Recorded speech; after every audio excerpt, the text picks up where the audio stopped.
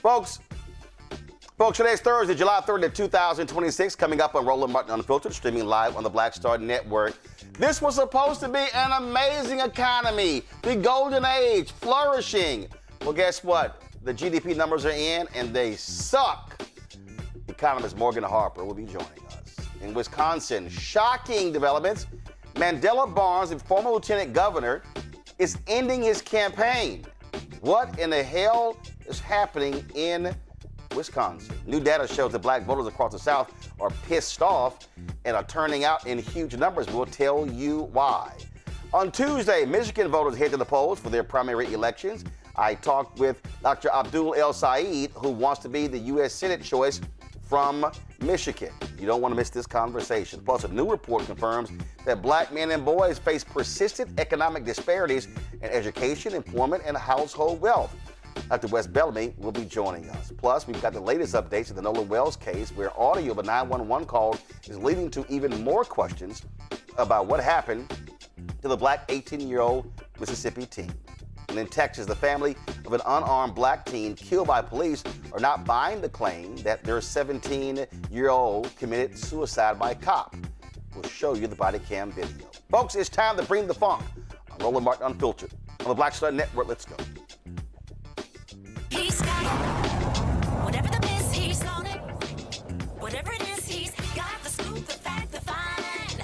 And when it breaks, he's right on time and it's rolling. Best believe he's knowing.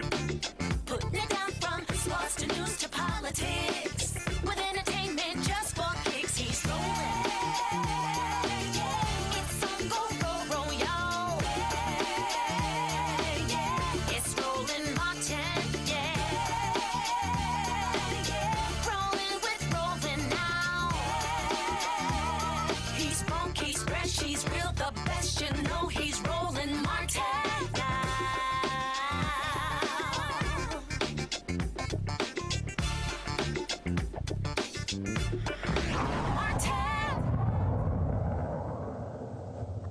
Look for the second quarter of 2026 to be amazing as all this money comes back into the economy from this big, beautiful bill, which really takes care of Americans. Finally, the president has the power to take care of Americans. Someone actually in the White House cares about the real people of America. Mr. Secretary, only a Fives. You're going to see fives in the greatest economy in the world. You're going to see fives. And people think, you can't. I mean, like 5% GDP on a base this big is just, it's right. enormous. We have a $30 trillion, so 5% is $1.5 trillion in growth. And if we cut rates, you'll see sixes. And people would never, before Donald Trump walked into that office, don't think that's possible. And what's six mean? Let's just put six in context. Six was China at its peak under central planning with a tight control on every aspect of its economy. That was what the world knew as what six looked like in the modern era. And now the alternative version of six will be the president, you, the team, in a much more open way. I'll be shocked. You would have said it could never happen. I would be shocked. I mean, that's an incredible. Okay. You're going to put it this way.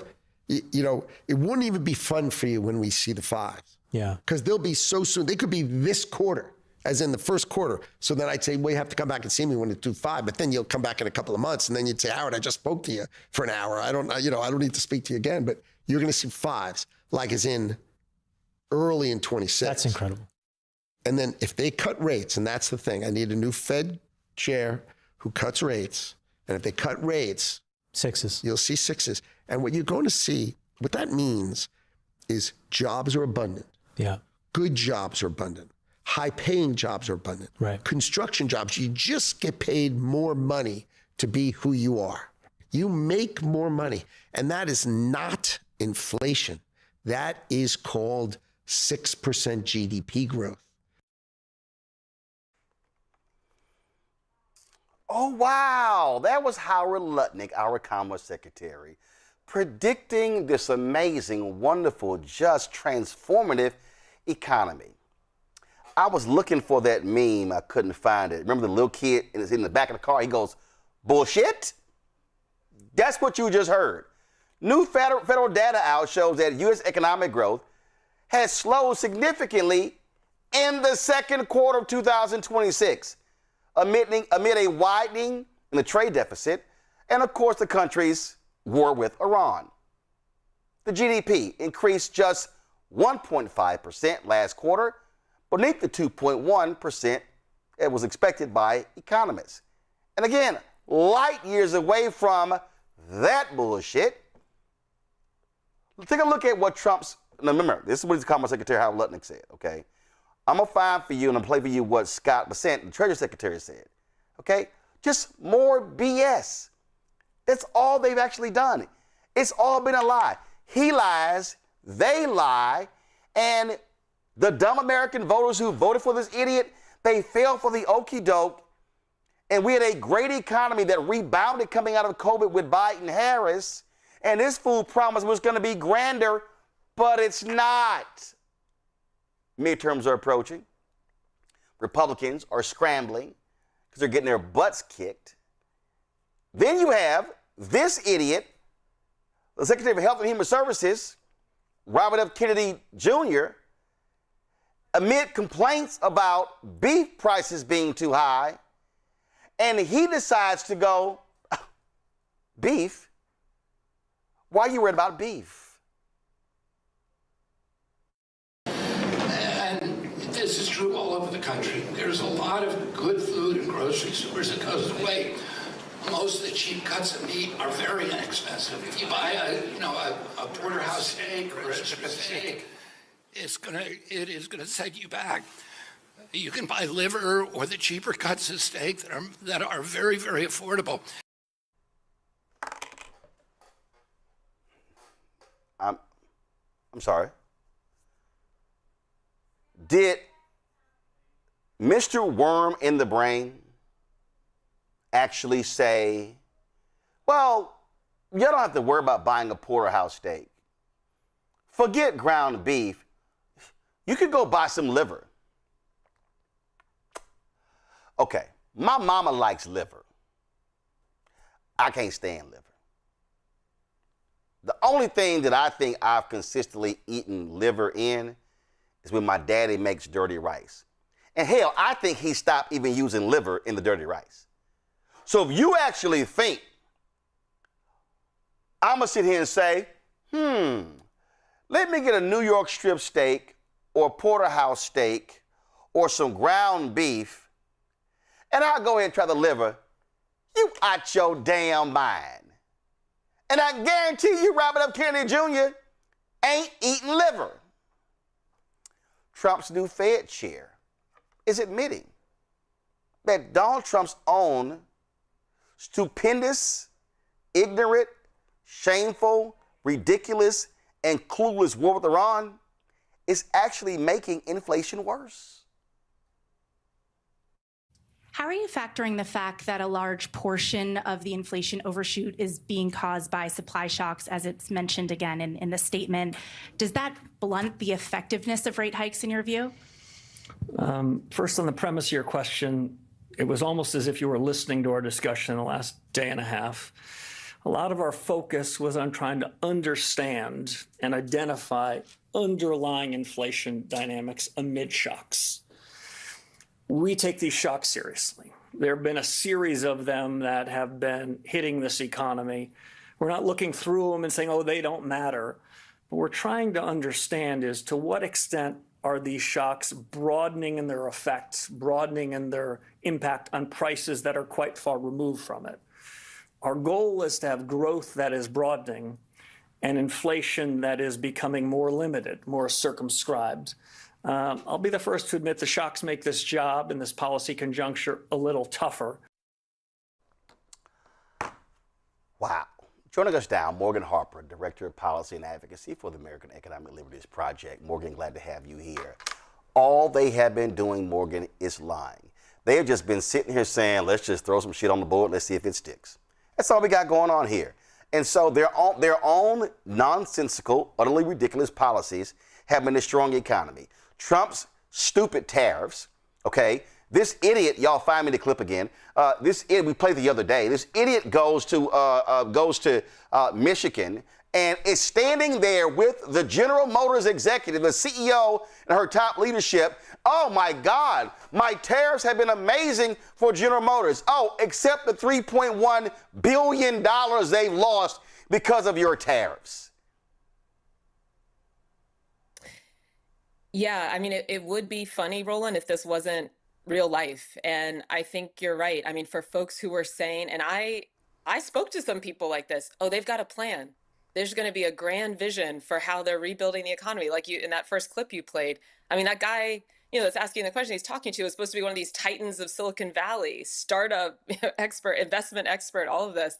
It's crazy, the number of people who were duped by this. But yeah, the numbers are telling a very clear story that we are not seeing great growth, actually slowing and a reduction or something coming in lower than expectations in terms of GDP growth.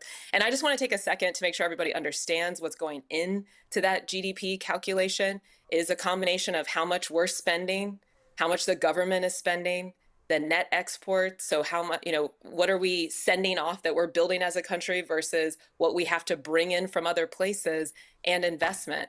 And based on the numbers that we're seeing from this last quarter, the main thing that's driving even this very low level of growth relative, especially to the expectations that they were throwing out there, 5-6%, it does seem like it's mostly consumer spending and business investment in AI. So, and part of what's bringing it down is that for that AI investment, we have to import a lot of materials like things like semiconductor chips to build, all these things that are going into powering data centers and all of this. And so it's not a good state of affairs. And I would add another thing to this in terms of like, okay, so this is still like a little bit of growth, but there's some risks in those two areas that are driving the growth, which is our spending and the business investment. And let's start with the consumer part. I think we all know this. I mean, just like you were saying with the beef prices are going up. So how much more can we as consumers continue to prop up the economy based on how much we're able to buy? And yeah, okay, more you'll see in some of the analysis, like labor market is okay, but we're not getting as much for the wages that we're earning. Beef prices going up. The other data that came out today and showing just across the board how prices are continuing to go up for some of the core goods that we have to buy, and things that aren't even included in that calculation, like gas, is back up over $4 a gallon. And so, that's a real risk. If these shocks continue, which they will, because this is just the nature of this administration, is to inject shocks, not try to manage them or reduce them or actually promote growth with like another round of tariffs, then it's not clear consumers are going to be able to keep up these GDP even at this minimal rate. The other thing I would say about the business investment, and again, this is not business investment in real infrastructure spending, building things. It's a lot more the software, AI, data centers. It's not clear that's going to continue. I mean, one, I think there's some policy risks around that, just as the mood is shifting, the voter sentiment and how policymakers are responding to things like data centers. But then also, and you're starting to see this even from a lot of Wall Street folks, just how much the economy is weighted towards AI and how much of that investment is going towards AI doesn't seem sustainable. People don't think that it's actually going to prove to be a strong return on that. And that might not keep up either. So wherever you look at these numbers, I think there's again, it's a very, very modest rate of growth as it's happening, nothing near like the expectations. And even with that little bit of growth, some serious risk that even that can continue. Yeah, I just sit here and laugh, and you're absolutely right. All this AI spending reminds me of the internet bubble of 1.0, when it was just dumb spending. I mean, it was just utterly ridiculous. And I really don't understand the billions upon billions that they are building on data centers. And you're like, okay, exactly how you gonna make the money back? Because essentially, all they're doing is buying from each other. Okay. Right. I mean, it's like literally OpenAI, buy from NVIDIA, buy from. It's just that's all that's going on here. And they claim, oh no, this is one of it. So yes, all these major institutional investors are making a boatload of money, and I think what's going to happen is they're going to dump a lot of their money. And really, what's happening with our economy is akin to any idiot who bought stock in Donald Trump's technology company, and how they fared. Exactly. Yeah. And I mean, getting back to the data center point, not only is it creating this risk in the market, but then that's also another driver of our costs as consumers going up with utilities. There's these talks around and proposals around they'll pay their fair share. Well, paying your fair share depends on somebody that can tell the largest companies in the world what to do and that they have to listen. And that has not proven to be the case in interacting with these big tech firms and government policymakers. So I wouldn't have a lot of comfort in folks that saying, oh, we're cutting deals with them, they're going to pay their fair share, that we won't be the ones that, again, are carrying the bag and having to cover the cost for these things. And just one more example I would give on the beef prices in terms of like who's really running away here. I mean, there was a case that was brought under the Biden administration. It was called AgriStats to try to take on some of the collusion and corruption that was happening in the meat industry, driving up costs for consumers. That case was settled by the Department of Justice. Now, luckily, we're seeing some states that are taking, and plaintiffs actually, that are taking some action there on their own. But yeah, this administration is benefiting their friends. They're putting the costs on us, regular people. And the only hope we have is for some of these state enforcers to stop it, like attorneys generals are doing. But to your earlier point, Roland, having some shift in power come next January in 2027 is really essential to put a stop, or to begin to try to put a stop to some of this. So, folks, let me just give y'all some laughter, if you will. Here's the Treasury Secretary in November 2025 on Fox News. Go back to the non-inflationary growth. But look, we are working on this every day, and my prediction is that first quarter, second quarter, what we are going to see is we have brought the inflation down. It is curving down. And real income, the other side of that equation is real income growth, and we are going to see this from all this investment. Would a $2,000 tariff dividend check going to people be inflationary? Well, there are a lot of things that are going to happen next year. Is that one of them? And that could be one of them. And again, maybe we could persuade Americans to save that, because one of the things that's going to happen next year is the Trump accounts. Every child who was born from January 1st for the next 3 years is going to get a government account that goes into the stock market. So every American child born for the next 3 years, starting January 1st, is going to have that. They can take it out when they're 18. They're going to learn the power of compounding, and there's going to be a lot of financial literacy around that. And I think the reason that we saw kind of the disastrous election in New York is young people don't feel like they have a stake in the economy, so we want to give them a stake in the economy. We know that the health... I'm sorry, I don't recall that $2,000 ever showing up in these so-called Trump accounts. Was really a massive tax write-off for Dell. By the way, Donald Trump traded Dell stocks and bought a ton of Dell stocks, and when he made the announcement, he made a lot of money. Now, that was November 2025. If y'all really want to see sheer stupidity, here's Scott Bessent in April of 2026 saying, no, it's really not the economy, and it's really not what we're seeing in the polling. It's just, really, it's a feel thing. Why aren't we seeing this sentiment? Why are people feeling better? Well, I when I was in the investment business, there are consumer surveys, but I used to look at what are the people really doing. So at Treasury, we have loads of CEOs come through, whether they're in retail, credit card, the banks, and the consumer, while they may be sounding grim, is actually quite buoyant. Mm-hmm. So we are seeing spending has been very solid across most categories. So they might not feel good, but... Well, look, in the heart of hearts, they feel good. In the heart of hearts, Morgan, they feel good. Well, if there's one thing I trust Scott Bessent to know, it's what's happening in the heart of every American. So that's a great relief. Yeah, we don't have to take anybody or Scott Bessent at his word. The polling shows exactly where consumers are at. They're nervous. They're uncertain about where the economy is going. They're worried about rising prices, which the data is showing is a real concern.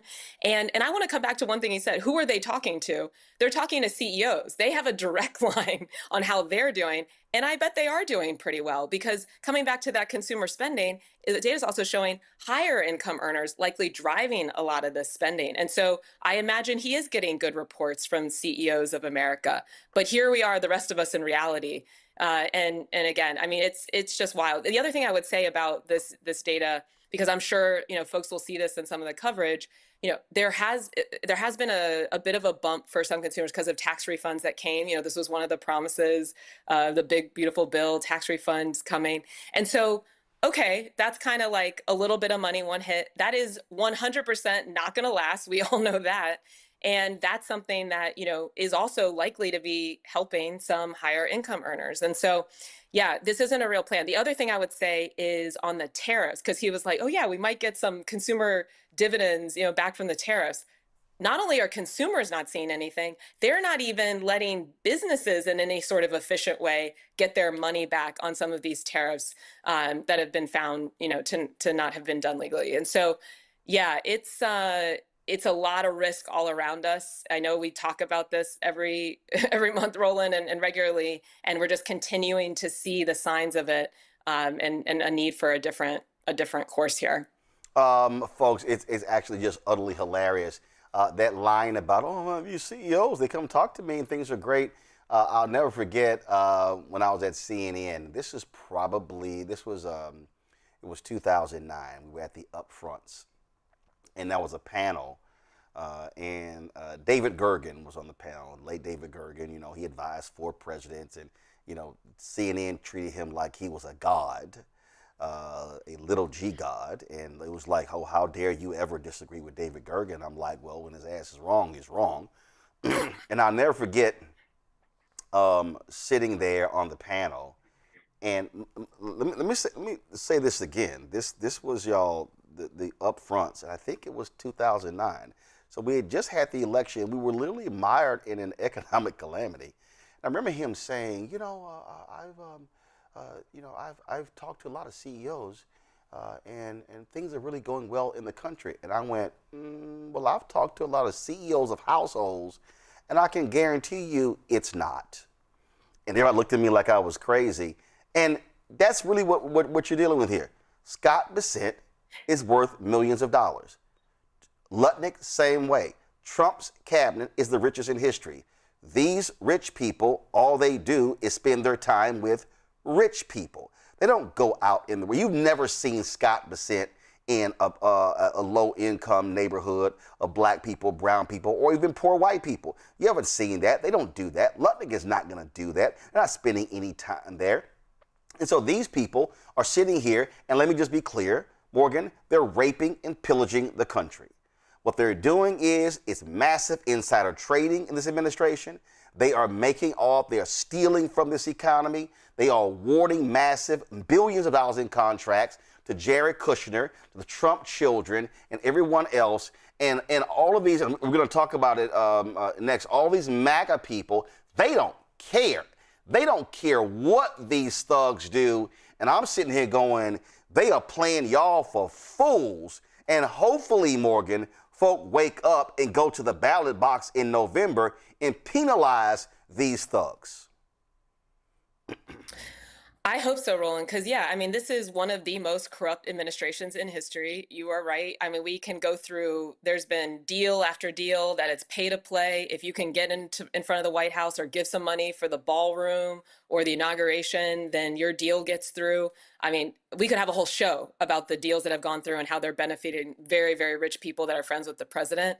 I agree with you. I mean, this is a time to kind of wake up. I'm glad you're going to be talking to Abdul El-Sayed, who's running in Michigan, and some of the policies he's running on. I saw he was in a video yesterday talking about some former Republican voters who now are shifting his way.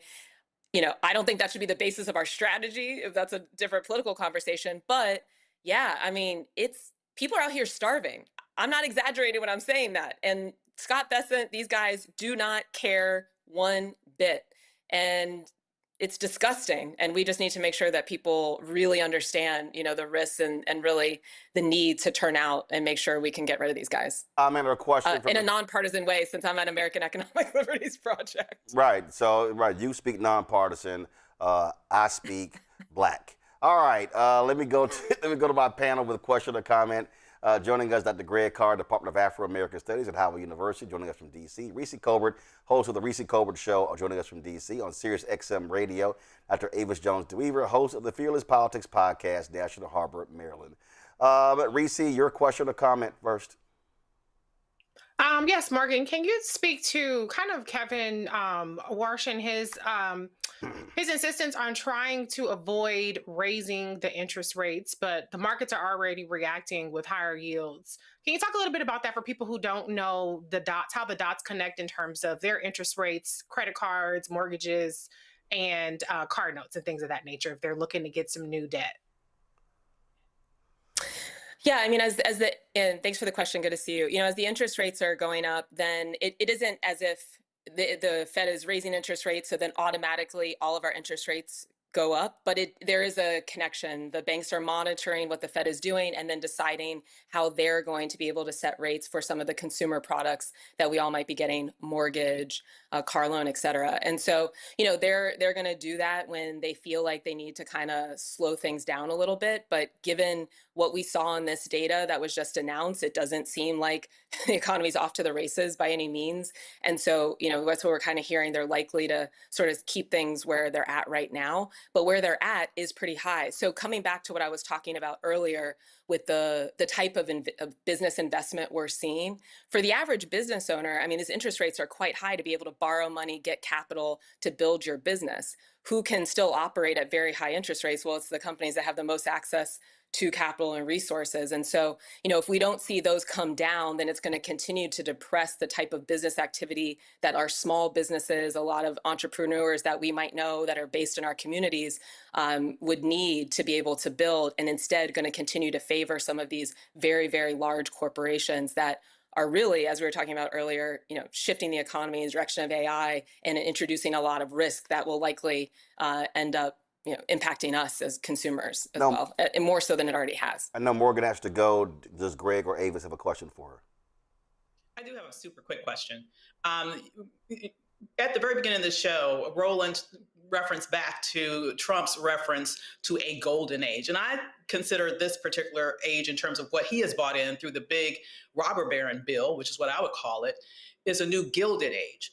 With what we are seeing with regards to all of the spoils that have been given to the richest of society and the way that the rest of us are being pilfered. My big picture question for you is, how long is this sustainable? Will we see a bit of a return in history from the last time that this was done, and what actually happened as a result of that? It's a great question. I wish I had infinite time actually to answer all these questions. They all are really good. So I work at a place called American Economic Liberties Project. We're focused on breaking up monopolies. A lot of the policies we push for, like, to break up monopolies, are rooted and actually were based on laws that were passed in the last Gilded Age, about 100 years ago. So I think you're absolutely right. What we're experiencing now, very similar set of circumstances where we're seeing this concentrated wealth that's being translated into concentrated wealth in the economy, translated into concentrated political power and corruption of our government, and our government being captured by the most economically powerful entities, both in the U.S. and globally. And what we saw then in reaction to that were some of these laws getting passed that were transformative and really were then able to be used to build out a more stable middle class in the U.S. until, the 70s or so, when we moved into deregulation, Reaganism, neoliberalism, that's kind of sent us down the tubes for the past 40 years. So I remain hopeful, and I think this is why some of the political races that are happening right now are so important. The policies people are running on so important. Should a different set of people have power, there is likely going to be an opportunity for transformative policymaking because things are so bad, just like they were 100 years ago. And I hope that folks will see that opportunity to really go for the jugular and shift things in a direction that's going to support a strong working class, Black working class in this country. And we might not get another opportunity. So there's no reason to go small here. And if Donald Trump has shown us nothing, it's that anything is possible when you get power, and we should use it in a positive direction to really support our people. All right, Morgan, we certainly appreciate it. Thanks a lot. Thanks for having me, Roland. It really is wild, Greg, when you look at just how completely insane these people are. This is Republican National Committee Chair Joe Gruters, and they just lie so easily. But the president, on the flip side, has been working since day one of this administration to go to bat for the average American worker. Look at the working family tax cuts and what he did. No tax on tips, overtime, Social Security. He understands the pain and suffering that real people are facing every day with gas prices, and he's trying to. No, he's not trying, Greg. He's trying to get as rich as he can in the next 2 years. That's what he's trying to do. That's what he's trying to do. And Ava says a hell of a question because Morgan gave a chance for Morgan to stretch out there. It's not sustainable. First of all, is there a single person in this criminal enterprise who looks like someone other than the kids who got laughed at in high school? Every last one of these people. Anyway, all right, so that makes it easier for the people to vote for them. Anyway, but and Morgan said it, and you said it. They are stealing, and they got these lemmings up here who are basically, because they're lying to them, just engaged in the fantasy. And the lie is the point. They have separated any notion of truth. Truth is out the window. Now they just say it's a lie.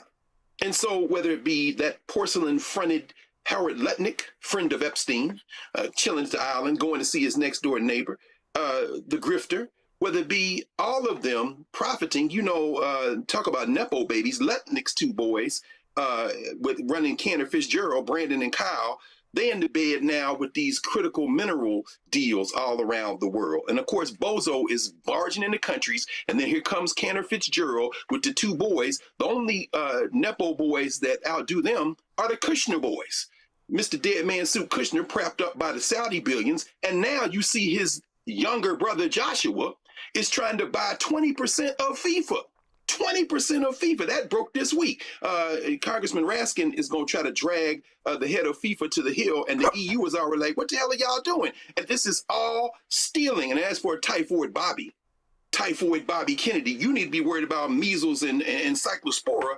Leaked Dr. Fauci's diary to that crazy-ass Randy Paul, who should be worried about the measles outbreak, but is going after him. And then you got this guy Kennedy talking crazy because, as you said, either a worm ate his brain or something else happened. And you saw Senator Bernie Moreno up there dropping the F-bomb, yelling at Fauci when he should be trying to protect his daughter and grandbaby from that crazy-ass congressman who's accused of beating them both up.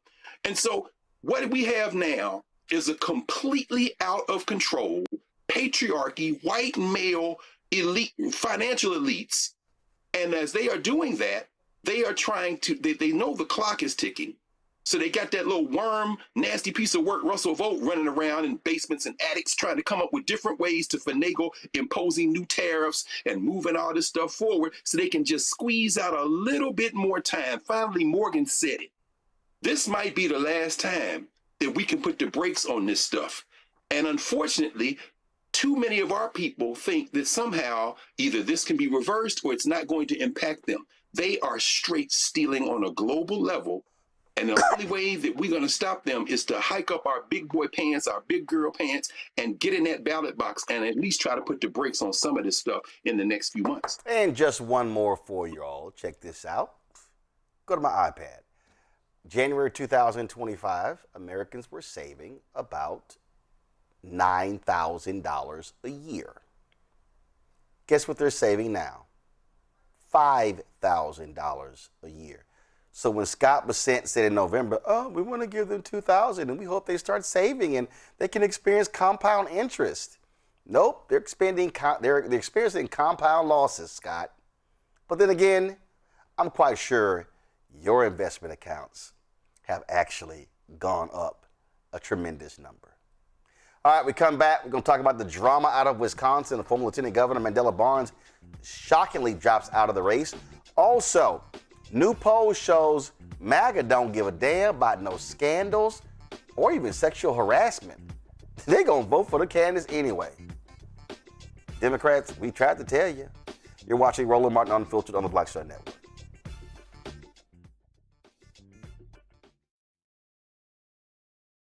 All right, folks, let me get personal for a second. My mom had questions about her Medicare, so she called Chapter, a Medicare advisory company, and she texted me right after saying it's a great benefit. It was easy. A real person walked her through the whole thing, and now she understands better what's going on. But it's not just her. A woman in Yonkers wrote in saying the process was so simple, the enrollment was easy, and she was so glad she called. Then there's Marilyn, 90 years old, in Florida, living on Social Security. Her premium climbed every single year north of $400 a month for coverage she could barely afford anymore. So what does she do? She called Chapter. They found her the same top-tier coverage for hundreds of dollars less. 90 years old, and finally somebody in her corner. I hear stories like that again and again from our community. The Medicare system was not built to work for you. Too much fine print, too many plans. Yet Chapter's advisors are independent and honest, the only Medicare advisors that compare every plan nationwide. They're focused on one thing, what actually works for you. If you're already in the right plan, they'll tell you. No games, and people who switched with Chapter saved an average of $1,100 a year. All it takes is 20 minutes. You talk to a real person, and it's completely free help. So call Chapter at 724-264-8281, 724-264-8281. That's Chapter. Let me ask you a question. Why do so many people seem to think they know black men so well? What they think we want, what they think we need. Hell, they even tried to tell us why and how we voted, but never had a conversation with us. Never asked us how we felt, what brings us joy, what makes us angry, what makes us scared. How do we live? That's what this show is about. No translation, because we don't need anybody speaking for us. We can speak for ourselves. This will be a show where we bring brothers on that you don't see on every other talk show. Nope. Brothers that are doing work in local communities with black men for black communities. We're going to hear each other and try to understand so perhaps we can move forward together. No translation, because we don't need anybody speaking for us. Nope. What we need is each other. No translation, right here on the Black Star Network. Check it out. What's up, y'all? This is Wendell Haskins, a.k.a. Win Hogan at the original T-Golf Classic. And you know I watch Roland Martin Unfiltered.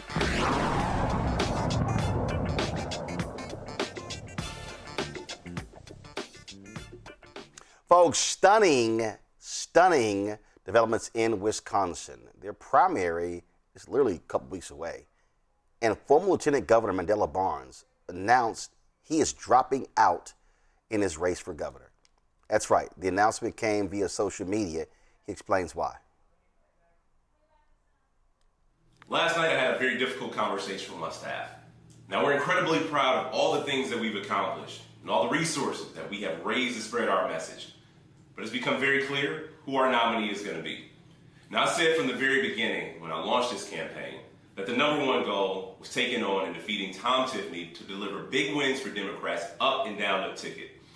And now it's our time to come together, to focus our efforts on that one goal. We have to do everything to beat Tom Tiffany. This is life or death for Wisconsinites who are losing their health care under a Trump administration, people who can't afford child care, the folks who are being squeezed by bills while the rich continue to get richer.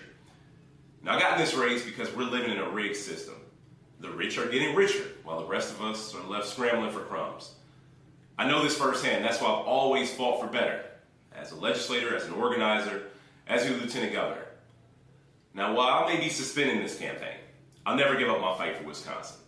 And I'm incredibly grateful for all the folks who joined this campaign, for the people who believed in me and this movement, knew that we had a real shot at creating opportunities through bold action to improve quality of life for every single person that calls this place home. Now, we have to do everything we possibly can to defeat Tom Tiffany. And that's exactly what I'm committed to doing for the next 96 days. Okay, so what in the hell is going on here? Go to my iPad. This is the Associated Press story. 1 second, don't go yet. Let me get rid of this pop-up ad. Give me 1 second, close this. All right, this is what the AP story said. First and foremost, you've got Democratic Socialist Francesca Hong, who is leading in a huge way in the polls. It says Barnes' decision to drop out came a day after the release of a Marquette Law School poll of Wisconsin Democratic primary voters that found Hong leading Barnes and the other candidates by a significant margin, although 1/3 of primary voters remain undecided. Barnes said it's become very clear who our nominee is going to be, but it also says Barnes' move came on the same day that the Milwaukee Journal-Sentinel reported that it had asked him about allegations of inappropriate behavior lodged with the state Democratic Party, local party officials, and others against him. Okay. I don't think there's, and y'all, I'm really trying not to cuss. I'm really trying not to cuss. But what's happening in Wisconsin has been a total clusterfuck. I mean, it is insane. You have a Democratic governor, Tony Evers, okay? You finally have, frankly, Democrats who've taken over the Wisconsin Supreme Court. They have an opportunity to break the Republican hole in the state legislature. And the governor's race has been completely insane. It has been insane. Here you have, again, Barnes, former lieutenant governor. Well, the current lieutenant governor was running. She dropped out. Then you had the brother, Milwaukee County Executive David Crowley, who was running, who then dropped out of the race, and then he got back in the race, and the current Democratic governor, Tony Evers, endorses Crowley. Then on top of that, you've got Democrats saying, if Hong is our nominee, we're going to get crushed by the Republican opponent at the ballot box in November, because Wisconsin is a very much a split state.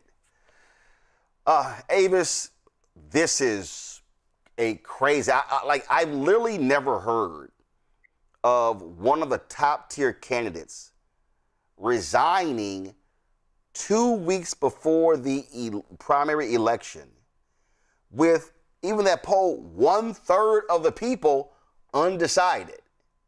You can't tell me he dropped out because of that poll. This is regarding the allegations. The Wisconsin Democratic Party received an anonymous letter in 2024 and again in 2025 making allegations against Barnes, a person with direct knowledge, go to iPad, with direct knowledge of the party's actions, told the Associated Press. The person was not authorized to speak publicly about the review. The party hired a law firm in 2025 to look into claims that Barnes used his position in the party to seek out inappropriate relationships with young adult women. The person said the review found nothing actionable because the allegations were anonymous and unspecific. The person with knowledge of the probe said Barnes' campaign issued a statement saying there are no allegations of misconduct or wrongdoing against Mandela. So if anonymous allegations are made and you say there's no truth to them, why would you drop out of the race just because a poll shows you down?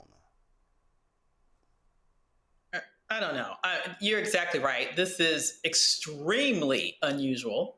It makes me wonder if there's something going on that remains unsaid, because it is completely nonsensical. Now, I will say what you just mentioned there about this allegation, but if the allegation seems to not have any substance, that should not be enough for him to drop out.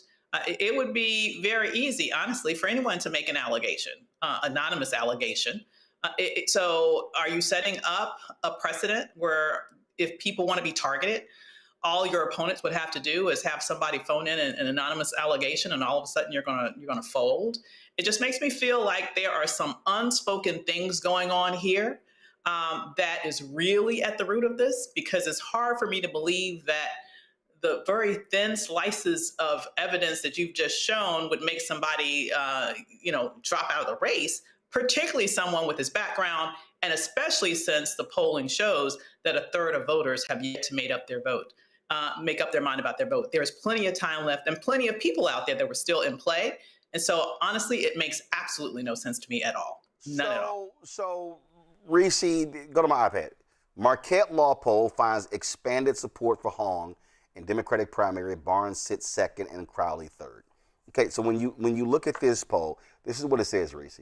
A new Marquette Law School poll survey of Democratic primary voters finds State Representative Francesca Hong leading with 38%, followed by former Lieutenant Governor Mandela Barnes with 16%, and Milwaukee County Executive David Crowley at 7%.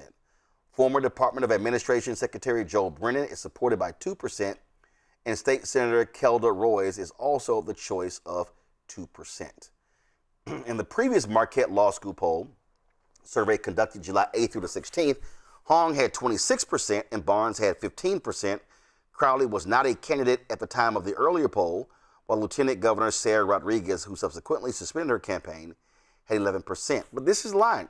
In this poll, 34% of primary voters remain undecided, down from 45% in the previous poll. Ask for their second choice in the primary, 20% pick Barnes, 13% choose Crowley, 12% prefer Roys, with Hong receiving 8% of second choices and Brennan 7%. The remaining 40% say they haven't decided on a second choice. So even though this poll is not favorable to the Barnes campaign, I'm just befuddled why you would drop out when the election is in 11 days. I have one word: donors. If the donors pull the plug on your campaign, you cannot mount a competitive campaign when you are 18 points behind. And this story about this alleged misconduct, it actually popped up on July 9th and with reporting from the Milwaukee Beagle. And so this story has had some legs, at least in Wisconsin, for a number of weeks. I believe that's probably likely why David Crowley popped back in the race after Sarah Rodriguez withdrew from the race, because they didn't want to pin all of their hopes on Mandela Barnes. And I think that they might have hoped that he would drop out sooner with the reporting and with some of the pressure that was happening behind scenes, allegedly. But he didn't do that. And so I think it probably became untenable for him to proceed with increasing intent to report on this. You already talked about the other newspaper that reached out to him today for a comment on this.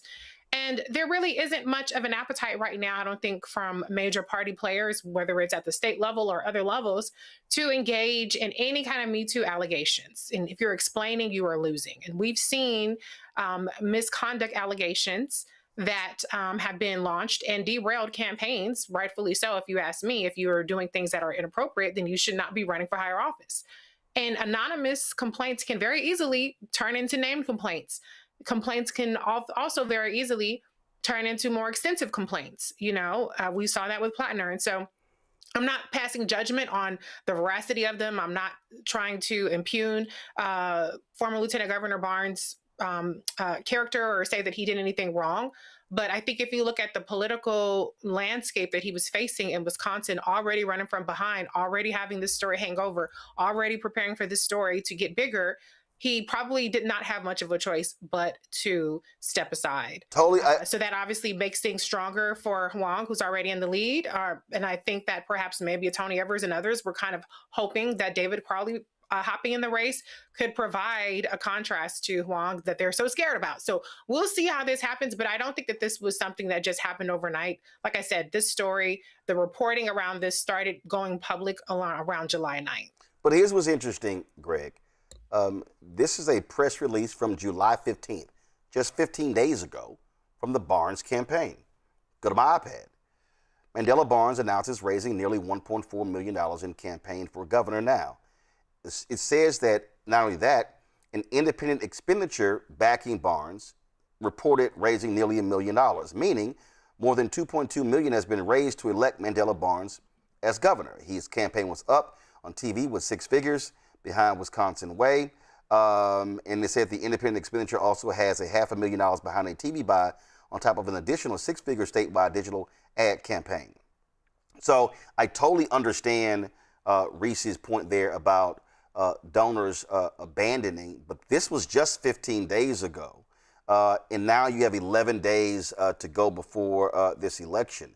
And so it is just striking. So this was just striking to me to see this story today. I can't remember. I don't know if y'all can. I can't remember of a top tier candidate leaving a race less than 2 weeks before election day. I mean, and I get it. Okay, let's just say with the allegations, they say no truth to them. Got it. Anything can change over the next 11 days. And if you got 1/3 people undecided, that means you're still in the race. This is strange to me, Greg. Well, I mean, in that same article you were reading from, she is leading, or she was leading when poll Wong, that is, 22% among that 40% that's undecided. Yeah, they said if they had to pick, she was leading in that. And so, you know, and Reese laid it out, I think. First of all, Mandela Barnes, 39 years old. Second of all, if just a few more of us have gotten up off our asses, he would be in the United States Senate instead of that corpse. Well, you're right. If a few of us had gotten off our asses to vote, but also if the Mandela Barnes, and trust me, he's not been happy with me because I've been saying this, and he and I had a conversation, but his campaign also did not aggressively target black people in Milwaukee because there was a 50,000 drop-off in the city of Milwaukee from the previous campaign. And we had Milwaukee activists on this show talk about how they had literally no relationship with his campaign, and the white boys over his campaign assumed black people were going to turn out. Well, and guess what? I think he lost by 26,000 votes. But I'm sorry, and let me just go ahead and say it, okay? Because I hit several other people. Not a single time during this election cycle. Now, and again, let me be clear. Mandela Barnes and I had several conversations after he lost to Senator Ron Johnson. Okay? Not a single time during this election cycle have we heard from the Barnes campaign to come on this show to talk about him running for governor. Now, even though I went to Texas A&M, he's a Kappa, with Aaron Ford, who's running for governor of Nevada, I've heard from him. I've heard from Governor Wes Moore. I've heard from other candidates. I ain't hear from Mandela Barnes, which is crazy after the several conversations that we had. But continue, please. No.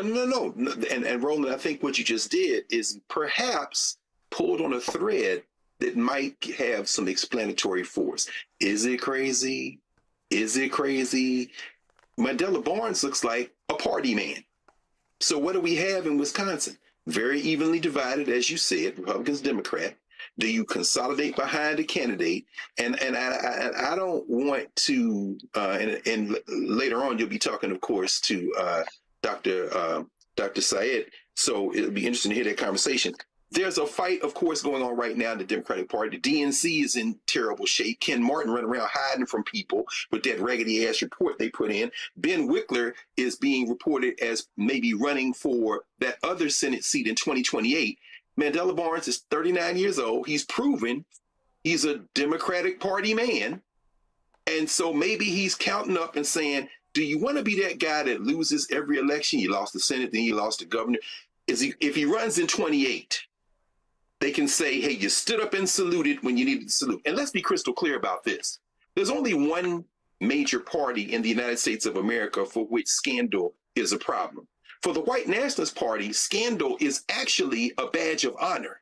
Again, I go back to Senator Moreno, whose daughter testified that her husband, Moreno's son-in-law, what's the guy's name? Max Miller, a second-term Republican congressman in Ohio, did what? Scalded her chest and stomach, throwing hot water on her with us from a skillet, held a gun to her head, pushed her against a wall, hit her head, fractured their 2-year-old daughter's collarbone and bruised her shoulder. And guess what? In his district, that might be something. I'm going to vote for him. But when it comes to the Democrats and a black Democrat, man, you better not even look sideways. This man, when he was like 20, 21 years old, he had some kind of lingerie party. They tried to hang that around his neck. A college guy, and was tagged on a social media post. I'm just saying, Mandela Barnes made a counted up the costs and said, look, if I'm going to run in 28 for this Senate seat, let's say that Wong wins the governor. Hey, now they throw it all behind Barnes. If she loses, he still comes out like, okay, Barnes had the sense, he's a team player. I think there's a lot of angles to this. And what you said, Roland, might be one of those clues to help us understand the logic of a Mandela Barnes, who ain't never really come toward the Black community in a way that we might prefer, but might be calculating that as a loyal Democrat in Wisconsin. We just don't know. I just want, listen, when the brother, I'm not going to say who it was, but I remember sending a text message. When was this? Give me 1 second. This was July 17th. And it was the day the lieutenant governor quit the race. So I text a prominent Black activist in Milwaukee. I said, saw this. Then the person says, LOL, wait for tomorrow's news. And then later that day, Crowley got back into the race. Then this person said, this is who the community rocks with. And Crowley, of course, is the Milwaukee County executive. Now, again, Crowley had dropped out. Barnes was still in. And I was like, wow, this brother's actually, like, what the hell's going on here? And so I have not seen any. Can I just say real quick, he dropped out the day before that Milwaukee Beagle article. He dropped out July 8th, and that article came out July 9th. And he might not have dropped out had that article came out first. Ah, gotcha. Well, this is all, and I'm speculating. I don't know. I'm just no. Over here. I don't no. All you're doing, first of all, you're just stating facts. He dropped out on the 8th. Article came out on the 9th. Yeah. This is the thing that also really jumps out at me, and we're gonna hear from some of this when people see my Saeed interview, because his answer to this Democratic Socialists of America, people are gonna be very interesting how he answered that question. But there are a lot of Democrats, Greg. These are national Democrats who are scared to death. Literally, I had one of them say, "Give me 1 second." Absolutely. Give me 1 second. See, I love, come on, everybody, see, this is why we deal with facts. So, an extremely prominent national Democrat, when I sent the Barnes dropout, said, we're going to lose this race, SMDH. And come on. No, and so what you have is you have this sentiment that because she is DSA, they're going to lose Wisconsin. But Greg, could these Democrats be completely missing the real subplot here? And that is, if you look at what Hong or Wong, not sure how to pronounce her name, if you look at what she's speaking to, if you look at what Mamdani was speaking to, come on. If you look at to what the sister was speaking to, her name escapes me, who won in D.C.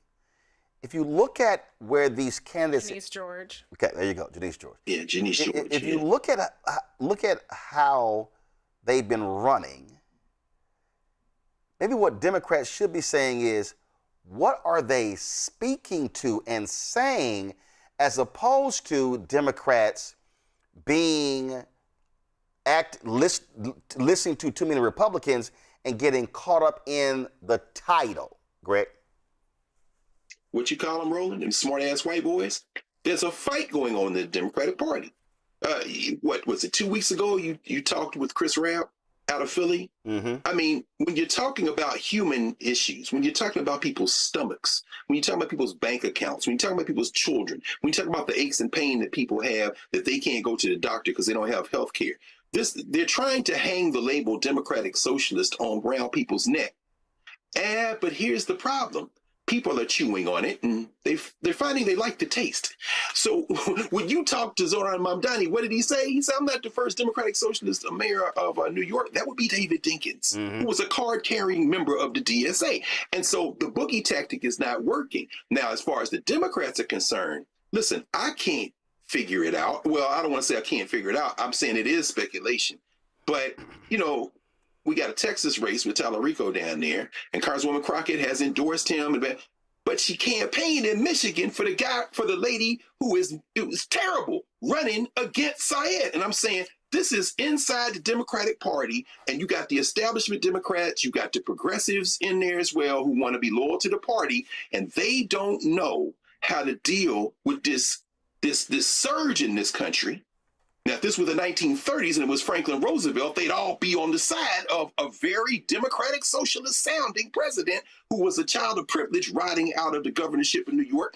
And the next thing you know, happy days are here again in the New Deal. These white boys, the white nationalists, been fighting that fight against all of this specter of making it a little bit more equitable for people to live in this society since the 1930s. They were against the New Deal. They were against the Great Society. We heard it earlier when Morgan started talking about Nixon. Their whole thing is wreck it, make as much money as you want, and damn the rest of these people. What these democratic socialists have tapped into, and make no mistake, they are not communists, they are not socialists, because even in New York, the hardcore DSA cats coming out and saying, Ocasio-Cortez, you ain't really socialist enough, Mamdani. So if you know the inside baseball of that ideological struggle, they're looking at those people like, when you started running for office, we started looking at you suspicious, because they are suspicious, some of them, of all electoral politics. I'm saying it's coming down to this. The Democratic Party is on the verge of giving these white nationalists another set of talking points by trying to eat these people who have some real appeal among people who are hurting. And instead of leaning into that, they trying to prop up this old ass Democratic Party that's gonna come apart like tissue paper. And then we're gonna be faced with the white nationalists. I don't know what the hell we're gonna do, because 90% of the people in the black community can't shoot. Reese, go ahead. Oh, yeah, because Jasmine Crockett hasn't endorsed Haley Stevens. She's in Michigan to support Bridget Brink, who's a congressional campaign. So I know that there have been some people who have, their Google AI has been given this result back that Jasmine Crockett endorsed Haley Stevens, but then the actual articles point to her endorsement of Javier Becerra. So she hasn't made an endorsement in that race. Just want to clarify that, because she gets so much hate. And I'm like, okay, at least give her hate for what she actually did. Let's not put her out there like she endorsed Haley Stevens when she hasn't. Well, we are watching this race. Lots to talk about, and we'll continue to do so. But I wasn't going to go to a break, but I'm going to go ahead and right into it. I want to talk about what's happening in Virginia, where there is a gathering taking place that is specifically speaking to voters of color, specifically black men, and really looking at what is happening economically. What is happening. A new report confirmed what many of us already knew: black men and boys face persistent economic disparities in education, employment, and household wealth. The economic state of black men and boys in the United States is the inaugural annual research report published by the John Mercer Langston Institute for African American Political Leadership at Virginia State University. Dr. Wes Bellamy, the chair of political science at VSU, joins us right now. Wes, glad to have you on the show. What stood out the most for you in this report? Well, hey, Roland, good to see you, brother, and much respect to everybody who's on the show. There's a couple of things that really stood out. When we look at the data showing how black male enrollment in post-secondary education has been going down significantly over the past 2 decades, not just at HBCUs, but at PWIs, and the lack of institutional attention that's provided to these young men is something that really stood out. When we look at 4th grade reading levels being at nearly 17% for African American students, and specifically black males, that stood out. And then we look at the data for unemployment for the month of June: 6.6% unemployment for African Americans, and then a 1.6 lower unemployment rate for black men during that same time period. It really shows the dire state of emergency that many black men are in. And I think that now more than ever, we have to make a conscious effort to bring forth tangible solutions and concerted efforts efforts to be able to address this crisis with black men. You know, on that particular point, you know, we've often talked about how, and I'm only speaking in terms of party because of how people vote, how Democratic Party has to understand, and I've been yelling this since 2012, that this thing was happening, and this feeling, this perspective when it comes to voting was happening, and so many people were ignoring this, including many black male Democrats. Yeah. Well, the data speaks for itself. I mean, brothers are by and large being left out. And I want to be clear, like, we're not here to create a situation in which it's black men versus black women or, oh, woe is me. But the data speaks for itself. And I mean, we spent nearly a year and also talking to nearly 10,000 folks across the country and compiling data, again, from a multitude of different resources, including the National Labor Statistics, Citizens Bureau, a bunch of different trusted and verified sources. And the data all concludes the same thing. Black men are in a state of emergency, economically, educationally, and it goes to show why they're easily swayed when it comes to voting, easily swayed when it comes to being disengaged. And obviously, that's not everybody. We had our Black Male Leadership Institute today, nearly 50 young black men from across the Commonwealth of Virginia, all there. But that doesn't negate the fact that there are a multitude of us who are still feeling as if they're being left out. And the data is showing that they're not going to post-secondary education. And furthermore, they're not looking at different ways to be able to move in the upward trajectory because they're just not getting the same attention. Questions from the panel. Greg, you go first. Thank you. What's going on, Dr. West? How you doing, man? What's up, OG? How you doing, man? I'm doing all right. Shout out to the Trojans, man. Tell our brother president that I said hello. You know, yeah, Wes, tell that Alpha we said what's up. No question. You already know. I didn't start with you. I didn't start with you today. Go ahead. See, I ain't even mean, you know, good brother. He can't help it. Damn, he can't help it. Slipped it in. I'm sorry I set it up like that. Right. I'm sorry, Wes. Hey, man, but you know, I think about this, and obviously black men, black boys are in crisis. How do you think about, particularly now, you training young minds, you there in the academic space, how do we perhaps tinker with this paradigm, the gender paradigm, so that we maybe read this data about black men and boys, not just as males, but as members of the community? Because I think about how we disaggregate data, females, males, and it's almost like these categories aren't the lived experiences of our people. So we say this is a crisis facing black men. Well, yeah, and his mother, his partner, his daughter. You know, how can we maybe approach this in a way so that it doesn't always disaggregate by gender, brother?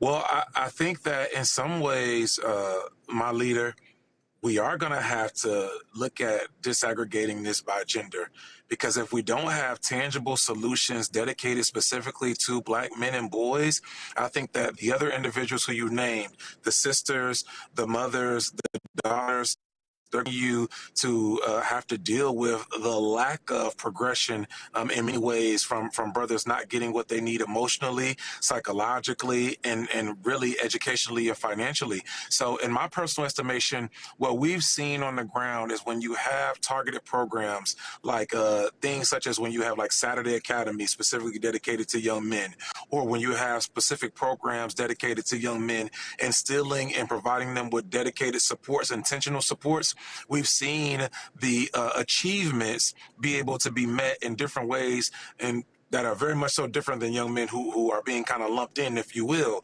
I think that, again, I don't know how we get away from or get around the fact that just as all of us need some special attention from time to time, our young men, and honestly, I would make the argument that many of our middle-aged and older men as well, they need dedicated, specific, targeted supports and intentional attention to be able to address some of the issues that they have. When you look at, again, a 6.6 unemployment rate for black folk and then black men being even 1.7% higher than that, that means that there is a financial problem that's going to be in that household. When you look at 17% of all of our black students reading at a fourth grade level, or reading on level at fourth grade, and black males being at nearly 12 to 13%, there's going to need to be some tangible supports that are needed there. I don't know how we get around that. Even when you look on our college campuses, I know you're at Howard, I'm at VSU, the lack of retainment for black males is just astonishing. The lack of progression for black males is absolutely abhorrent. And it's not just at HBCUs, it's at PWIs as well. So again, I don't know how we move the needle forward, if you will, without dedicated and tangible resources being dedicated to that population. Thank you. Avis. Yes. Hello there, Dr. West. I first have to start off with saying Hail State. Hey. All right, VSU in the house. Hail State. I have to, absolutely. I was really, first of all, congratulations on the report. I want to sort of point out this thing about disparities, kind of follow up on that. I was so happy to see that in your report you talked about wage gaps among black men. We often don't talk about that. Just last week, we had Black Women's Equal Pay Day. Right. But people don't oftentimes realize that there are wage gaps based purely on race. And your report found that black men make 77 cents to the dollar as compared to their white male counterparts. Can you talk a little bit more about how black men fare when it comes to wages and what needs to be done to make sure that they get paid more? A lot of the challenges that we're facing, I would argue, is because black men just aren't making the money that they should be making. Yeah, I mean, that's a fantastic point. I see it in my work with young men essentially every day. The psychological impact that plays on brothers when they don't feel as if they're able to take care of their families, when they don't feel as if they're being able to make enough money to be able to support their children the way in which they want to, maybe be able to take their lady out on a date, maybe be able to get fresh to make themselves feel a little bit better about what's going on in their lives. It definitely plays a significant toll. And when you look at, again, black men making 77 cents for every $1 that white men make, the same way we have Black Women's Equal Pay Day, I think we have to be targeted in terms of talking to brothers about the same thing. Where I think it becomes a little bit troubling is that for some of us, it feels somewhat taboo to talk about the issues that black men are having from an equal pay perspective, because obviously we know it's not at the same rate as it is with the sisters. And I firmly believe we got to get away from always comparing the two. It's not you versus I. It's not black men versus black women. We both are having very, very difficult times, and these systems are working exactly how they are designed to. So for that matter, again, raising awareness about the lack of equal play for black men is important, but then also targeted programs for job employment and advancement. When we look at some of these trade programs that need to be targeting brothers, when we look at educational programs and educational attainment and advancement programs, we need to have targeted programs for our brothers. There's a multitude of things in which we can do in that regard that we believe can help raise wages for brothers. But again, they have to be targeted. We can't pretend as if it's just not happening anymore. Reese. Dr. Bellamy, so good to see you. I remember some months Hey, sis, back, how you maybe even doing? a year back. Good, thank you. I got into an exchange with a black man who took offense at discussions about black male unemployment and the kinds of issues that you've raised in this report that are very real that need to be addressed. How do we get to addressing them and moving past the resistance to people who feel like pointing out these disparities, pointing out the state of black men, and obviously some people are doing better than others, without there being that defensiveness, without this turning into the gender wars or to all the kind of wars that we fight against each other instead of uniting? Well, I'm not going to pretend as if a lot of brothers aren't sensitive. And I'm not going to pretend as if a lot of brothers don't have battered egos. Maybe I shouldn't say a lot, but far too many. And when we begin to talk about the disparities and the issues that are indeed happening, some brothers feel as if they're being attacked. So I think brothers, it's incumbent for brothers to have conversations and discussions with brothers to really provide them with the facts and let them know that this is indeed going on. This is happening around us, and it's not necessarily the sister's fault. To your point, we have to be able to avoid the gender wars. And I think that's why it's also incumbent for brothers like Roland, brothers like Dr. Carr, two OGs in the game to continue talking about this. When we have our own conversations, when we have our group chats with brothers, be able to allow brothers to emote, but also educate them on what's truly happening, what the data is truly speaking, and then help find targeted ways for us to get out of said funk. I think brothers also have to recognize just because one or two be doing well, that doesn't mean that everybody is getting their equal pay. And because of that, we have an obligation to continue to work towards finding better for all. And that's going to require us having, again, targeted and very much so measured programs and intentionality with how we address these issues. And I'll just get a perfect example. I can tell you countless times, Wes, in the past 2 or 3 months, when I have been at events or I've been in conversation with people, and they bring up the black female job losses under Trump, and I'm sitting there going, there's a lot of brothers lost their job too. To your point, it's not about comparison. It's just stating the actual fact. And in fact, I sent a group I'm in. I said, hey, what question would y'all like to ask to El-Sayed? And literally, a sister said, ask him about the million black women who've lost their jobs. Now, when I asked the question, I asked about black men and black women. But we need to understand that, listen, you can't talk about this economy and only speak of black women who've lost their jobs when the black unemployment for black women and black men both have gone up. Yeah, so Roland, to that point, within the study, it's not one of the items that we have on the social graphics, but when you read the study, you will see nearly 650,000 black men have lost their jobs over the last year. I mean, that's an astronomical number. Obviously, it's not a million, but that doesn't mean that number isn't to be discussed and taken very seriously. I mean, it is a crisis on both ends, and we have to be very intentional to not allow the bots and the fake social media profiles and the misinformation to make us fight against each other. It's a crisis on all fronts, and it's one in which we have to address deliberately. Absolutely. Folks, so if you go to, first of all, they have a QR code. Do y'all have it? Do y'all have where they can actually access the report? If you don't, I will show it on the screen. But while I'm doing that, do this here. Wes, to your point, why this matters, this is why we're launching next month this new show with Jeff Johnson. Here's a promo. Let me ask you a question. Yes, sir. Why do so many people seem to think they know black men so well? What they think we want, what they think we need. Hell, they even tried to tell us why and how we voted, but never had a conversation with us. Never asked us how we felt, what brings us joy, what makes us angry, what makes us scared. How do we live? That's what this show is about. No translation, because we don't need anybody speaking for us. We can speak for ourselves. This will be a show where we bring brothers on that you don't see on every other talk show. Nope. Brothers that are doing work in local communities with black men for black communities. We're going to hear each other and try to understand so perhaps we can move forward together. No translation, because we don't need anybody speaking for us. Nope. What we need is each other. No translation, right here on the Black Star Network. Check it out. And Wes, this is why a conversation like that matters. I can't wait. I can't wait. Salute to you, Roland. Much respect. You're all right for Alpha. Huh? Say it again? I said, I ain't saying it again. I said, you're all right for an Alpha. That's how I'm going to say that. Y'all, it's the Economic State of Black Men and Boys, the 2026 annual report. Go to my iPad. You see it right here. And if you're watching, come on, go to my iPad. Thank you. Let's go. Go to thank you very much. This is the QR code right here to download the report.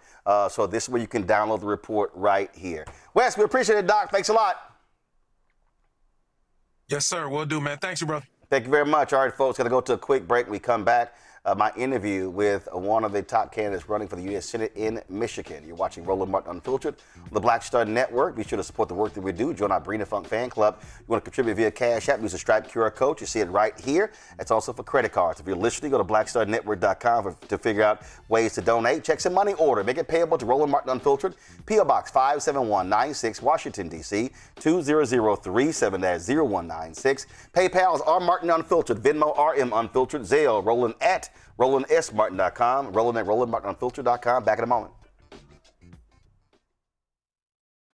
All right, folks, let me get personal for a second. My mom had questions about her Medicare, so she called Chapter, a Medicare advisory company, and she texted me right after saying it's a great benefit.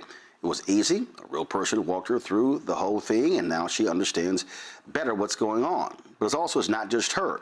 A woman in Yonkers wrote in saying the process was so simple, the enrollment was easy, and she was so glad she called. Then there's Marilyn, 90 years old, in Florida, living on Social Security. Her premium climbed every single year north of $400 a month for coverage she could barely afford anymore. So what does she do? She called Chapter. They found her the same top-tier coverage for hundreds of dollars less. 90 years old, and finally somebody in her corner. I hear stories like that again and again from our community. The Medicare system was not built to work for you. Too much fine print, too many plans. Yet Chapter's advisors are independent and honest, the only Medicare advisors that compare every plan nationwide. They're focused on one thing, what actually works for you. If you're already in the right plan, they'll tell you. No games, and people who switched with Chapter saved an average of $1,100 a year. All it takes is 20 minutes. You talk to a real person, and it's completely free help. So call Chapter at 724-264-8281, 724-264-8281. That's Chapter. This is Tamala Mann. And this is David Mann. And you're watching Roland Martin Unfiltered.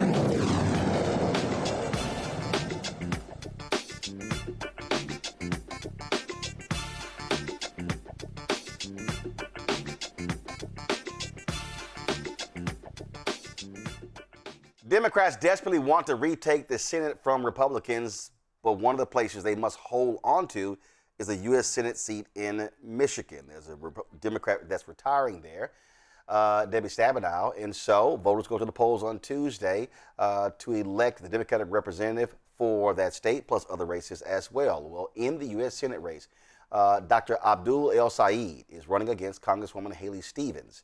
They're vying for that Democratic nomination to be on the ballot in November. Earlier today, I talked to El-Sayed about the campaign and why he thinks he's the best person to represent Michigan in the United States Senate. Dr. El-Sayed, a huge primary coming up, and black voters are going to be critical. What is your specific message to African Americans in Michigan as to why you should be their choice to represent them in the United States Senate? Well, thank you so much for having me. And I'll say it's because I've been showing up for the community since I started in public service. I rebuilt Detroit's health department after it had been shut down when the city went through bankruptcy and state takeover. In that work, we did things like guarantee every child a free pair of glasses delivered at school within 2 weeks of a vision test, took on some of the biggest corporate polluters in our state, had every school, daycare, and Head Start tested for lead in the water after the Flint water crisis. We've shown up as Wayne County Health Director to do things like put air quality monitors all over Wayne County, provide free health insurance for new small businesses, and eliminate upwards of $700 million of medical debt over the next several years. So I'm really proud of the work that I've been able to do, but I'll also tell you this, I understand what it means to show up and to work alongside and behind key leaders in the community, endorsed by folks like State Representative Cynthia Neely and Mayor Sheldon Neely in Flint, Wayne County Executive Warren Evans, Commissioner Martha Scott, the Council of Baptist Pastors of Detroit and vicinity, and the Black Slate. And so I hope that I can earn folks' support because I've been showing up with and for the community for a long time. Now, I am not one to spend lots of time on polling, yet a new poll dropped showing you with a 15-point lead against Haley Stevens. Yet other polling shows that if it was a head-to-head with you and Mike Rogers, the Republican would beat you. What do you say to those Democrats who say that if you are the nominee, then that will guarantee that Democrats do not hold that Senate seat in Michigan, and that will be aiding Donald Trump? Well, Roland, I'll tell you a couple things. First, the polling averages show that I'm the best opponent against Mike Rogers to beat him in the fall. But then you only have to take my word for it or the polling word for it. Folks saw the debates. Ask yourself who you want standing against him on the debate stage in the fall. And then bigger picture, let's step back and ask why we lost in 2024. Too often we lost young people. We lost Arab and Muslim voters. I'm an Egyptian American. I'm a proud son of Africa, and I'm also proudly Arab and Muslim American. I think we have an opportunity to bring communities together to bring back the voters that too often we lost, to win the future for our state, take back our state from Donald Trump. But then beyond that, right? Think about who I'm going to run against. Mike Rogers is a guy who's never seen a corporate check he doesn't like. I'm the only candidate who's never taken a dime from a corporation to run a campaign. He helped to architect the opioid epidemic. I'm the guy who showed up to put Narcan in vending machines for free. A doctor who eliminated medical debt against a guy who took money from the pharmaceutical industry to vote to raise prescription drug prices, and then moved to Florida, made $14 million that he can't really account for. So head to head, I am the best candidate to take him on. And then on top of that, I'm up against $60 million of outside spending. A lot of that spending is also spending for Mike Rogers, whether it's DTE or Blue Cross or it's Big Pharma or Big Tech or APAC. They don't care which of my opponents wins, whether it's the Democrat or the Republican, because they're funding them both. And when they win, we all lose because we have to pay the difference. So if an election is an exercise in contrasts, then I offer the best contrast. He is a guy who architected the opioid epidemic. I'm a guy who responded to try and save lives. He's a guy who takes corporate money to do the worst things. I'm the guy who's reject corporate money to make sure that we can show up and do the best things. He's a guy who is a bootlicker for Donald Trump. I'm a guy who's been opposed to Donald Trump for the longest. So I feel really good about being able to beat him. I'm sitting here looking at a piece by Jonathan Chait in The Atlantic, and this was the headline. Abdul El-Sayed fuses together two toxic ideologies. He said the Michigan candidate for U.S. Senate has a profound weakness for conspiracyism, or conspiracy racism, however you want to frame it. And what's interesting in reading this, he's highly critical of your position when it comes to Israel. Yet when you look at polling data, it shows that how Americans feel about Israel has completely changed, especially among Democrats. You got Senator John Fetterman, who says that if the Democratic Party abandons Israel, he's leaving the Democratic Party. And I contrast that with how voters responded to Vice President Kamala Harris. What do you see as the reason why this shift has happened, and how do you think that's going to help you turn out voters on Tuesday? Yeah. Well, Roland, I'll tell you, this is not a conspiracy that they've spent $30 million to beat me. $30 million, single biggest spender in this race. They've set a record on the amount of money that they spent against anyone against me. That's above and beyond all of the other money. $60 million. That's also a record in the total amount of money spent against a single Democratic Senate primary candidate. Now, the thing about money is that it might be cynical, but it's not dumb. They know what they're fighting against. And they're fighting against me because I want to keep your tax dollars here.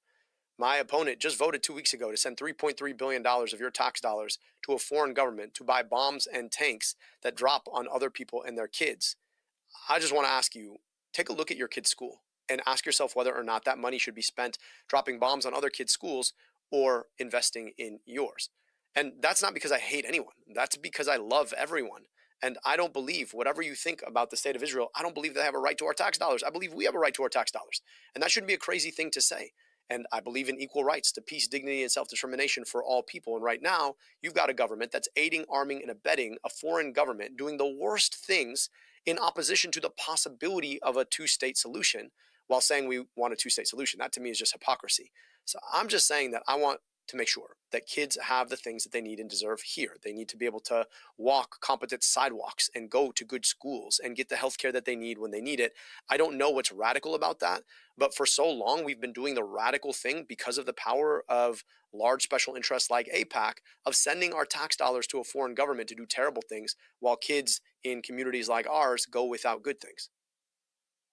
I'm going to read you another headline. This is from CNN by Eric Bradner, David Wright. Black voters may decide the nation's biggest Democratic primary. Many are clearly against the more progressive option. There have been Black Democrats, Congressman Jim Clyburn and others, who have endorsed your opponent, who have raised concerns about the lack of African Americans, they say, at your rallies and events like this. Do you buy into this notion that there is a race schism here? And when you talk about your outreach to Black voters, what are you specifically saying to them? And where do you think, when you look at this reporting, where this narrative is coming from, that that Black voters are absolutely scared of you as their Senate candidate? Well, Roland, $60 million would do that. When you drop $60 million in ads, I just want you to feel like what it feels here in Michigan. If you turn on the television and there's a commercial break, you're going to get 2 ads, one against me and one for my opponent, all paid for by AIPAC or some other corporate PAC. And those ads are going to flash a headline from a speech or a moment from a speech given in 2018 by President Obama to make you think that President Obama has endorsed my opponent, which has not happened. Or they're going to take the fact that I wrote an op-ed in 2015 about the Let's Move campaign, which was brought to us by the First Lady, Michelle Obama, saying that it was a good program, but there were some things about it that could have been more effective, to say that somehow I'm disrespectful. But those are the kinds of lies that get told when you're willing to take money from the worst actors in our politics and spend them to the tune of $60 million. So it's really hard to understand what folks outside of that spending would be thinking about. But I know that they're working really hard to manufacture that kind of a narrative, and they are using a lot of money to try and do it. And yet, and still, I'll go back to where you started, which is that we're up in this race by 15 points. And so you're seeing more and more, I hate to say it, just flailing on the part of AIPAC and all those folks who have spent all that money, trying to do whatever they can to rescue the money that they've already spent to try and pick their next U.S. Senator, rather than allowing the people of Michigan to pick our next U.S. Senator. My outreach among the Black community has been based on the 10 years of service that I've been doing in and among Black communities in our state. And it's based in the fact that some of the most trusted Black leaders in Michigan have endorsed me in this race, whether it's the Wayne County Executive Warren Evans, with whom I worked to be able to deliver a lot of the good things that we've done in Wayne County, or it's Commissioner Martha G. Scott, who's been an elected official since 1972 in Highland Park, Hamtramck in Detroit, or it's the Neelys, both State Representative Neely and Mayor Neely out of Flint, or it's key leaders in communities like Saginaw and Muskegon and Benton Harbor. So, those folks trust my work. But again, it's very difficult to communicate past $60 million of lies being spread about around you on TV, because you want to keep your tax dollars to do good things for people here rather than send it to a foreign government. And it's the cynicism of our politics, unfortunately, that too often gets in the way and shapes too much of our public opinion. So we're going to keep pushing. All of my work has been about racial equity in health, and I'm going to continue to fight for that when I'm in the U.S. Senate. And so I'm going to keep making my case. I'm grateful for the support we have earned in the Black community. And there's always more work to do to keep talking about what you can do to address the challenges that too often fall hardest on Black folks in our state. I think about Zoran Mamdani's race. The primary he was facing several African-American candidates. And so there was criticism that he was not really reaching out to Black voters. And what ended up happening was he had young but progressive, but young folks who were driving that. Older Black voters went for other candidates. He wins the primary, and then he brings that coalition together, then goes on to victory. When you look at Michigan, when you've had very progressive candidates versus a more moderate candidate, typically Black voters, and we all know that voters 65 and older vote higher than anybody else, will typically choose that moderate candidate. Do you sort of see your campaign similar to the Mamdani primary in terms of how you have to win the primary and then pivot to put together a broader coalition? Because at the end of the day, you got to win. You can get, and so you can sit here and appeal to this group or that group, but you got to put together enough people to actually win the primary, and then obviously shift to a different strategy, a broader strategy, in turn to win the general election. Well, Roland, look, I've got 3 simple goals. I want to get money out of politics, put money in your pocket, pass Medicare for all. All 3 of those things would benefit all Michiganders, but in particular, communities that have too often, because of marginalization, because of racism, been left behind when it comes to economic development, when it comes to the quality of schools and investment in schools, when it comes to healthcare. And those are issues that I've been working on for the better part of 10 years. In some respects, my challenge is actually a lot easier than his was. Michigan is not New York, and I'm not him. I've been doing this work in and among the Black community for a decade.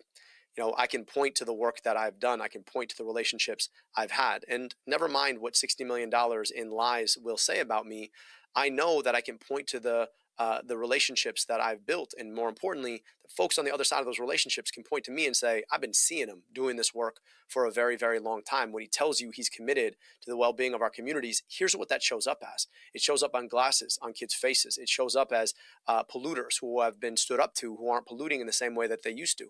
It shows up in schools that are not leaded. It shows up in letters that are medical debt elimination letters. So I'm going to keep talking about my work, keep building this movement, and healing the divides that unfortunately people who are telling lies have tried to create.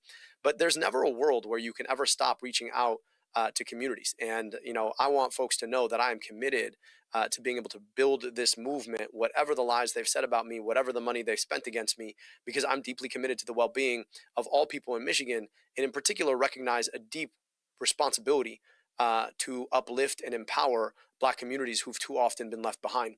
And as someone who served the city of Detroit, who served Wayne County, that commitment's written in the work that I've done, and so it's a much easier story to tell. So much talk about Democratic Socialists of America. And I mean, national media has been going crazy with it. Do you identify with DSA, or do you simply say you're a Democrat and there are no other labels? Exactly. I'm a scientist, not a socialist. And, I did a PhD in public health, went to medical school, and maybe it's just my training, but I just want to see evidence. So I don't do ideology. I'm not committed to the writings of somebody who died 100 years ago. I'm committed to solutions for people who are alive right now. And that's been my work all along. So while I fight for Medicare for all, it's not out of an ideology. It's because I think it's a really good solution to fixing our healthcare challenges in this country. Why, as somebody who believes in capitalism is a great way to build and scale small businesses, I also understand that the biggest risk to capitalism isn't government regulation. It was always monopoly. And Roland, we all know that no matter what market we're a part of, you got to go and buy a ticket to go see your grandma, or you just want to call grandma, you only got a couple of options, right? Chances are you've got a cell phone in your pocket made by one of two companies, right? It's got one of three carriers. If you want to go buy a flight, there's one of three options, three airlines, and they all fly one of two planes. All right, you decide, you know what, I'm not going to call grandma or see grandma. I'm going to just go shopping and try and make myself a decent meal. You got one of two options or three options. Chances are, if you're living in an urban community, you got no options, all as a function of the fact that there are too many big monopolies when it comes to our ability to actually shop or buy the things that we need in our society.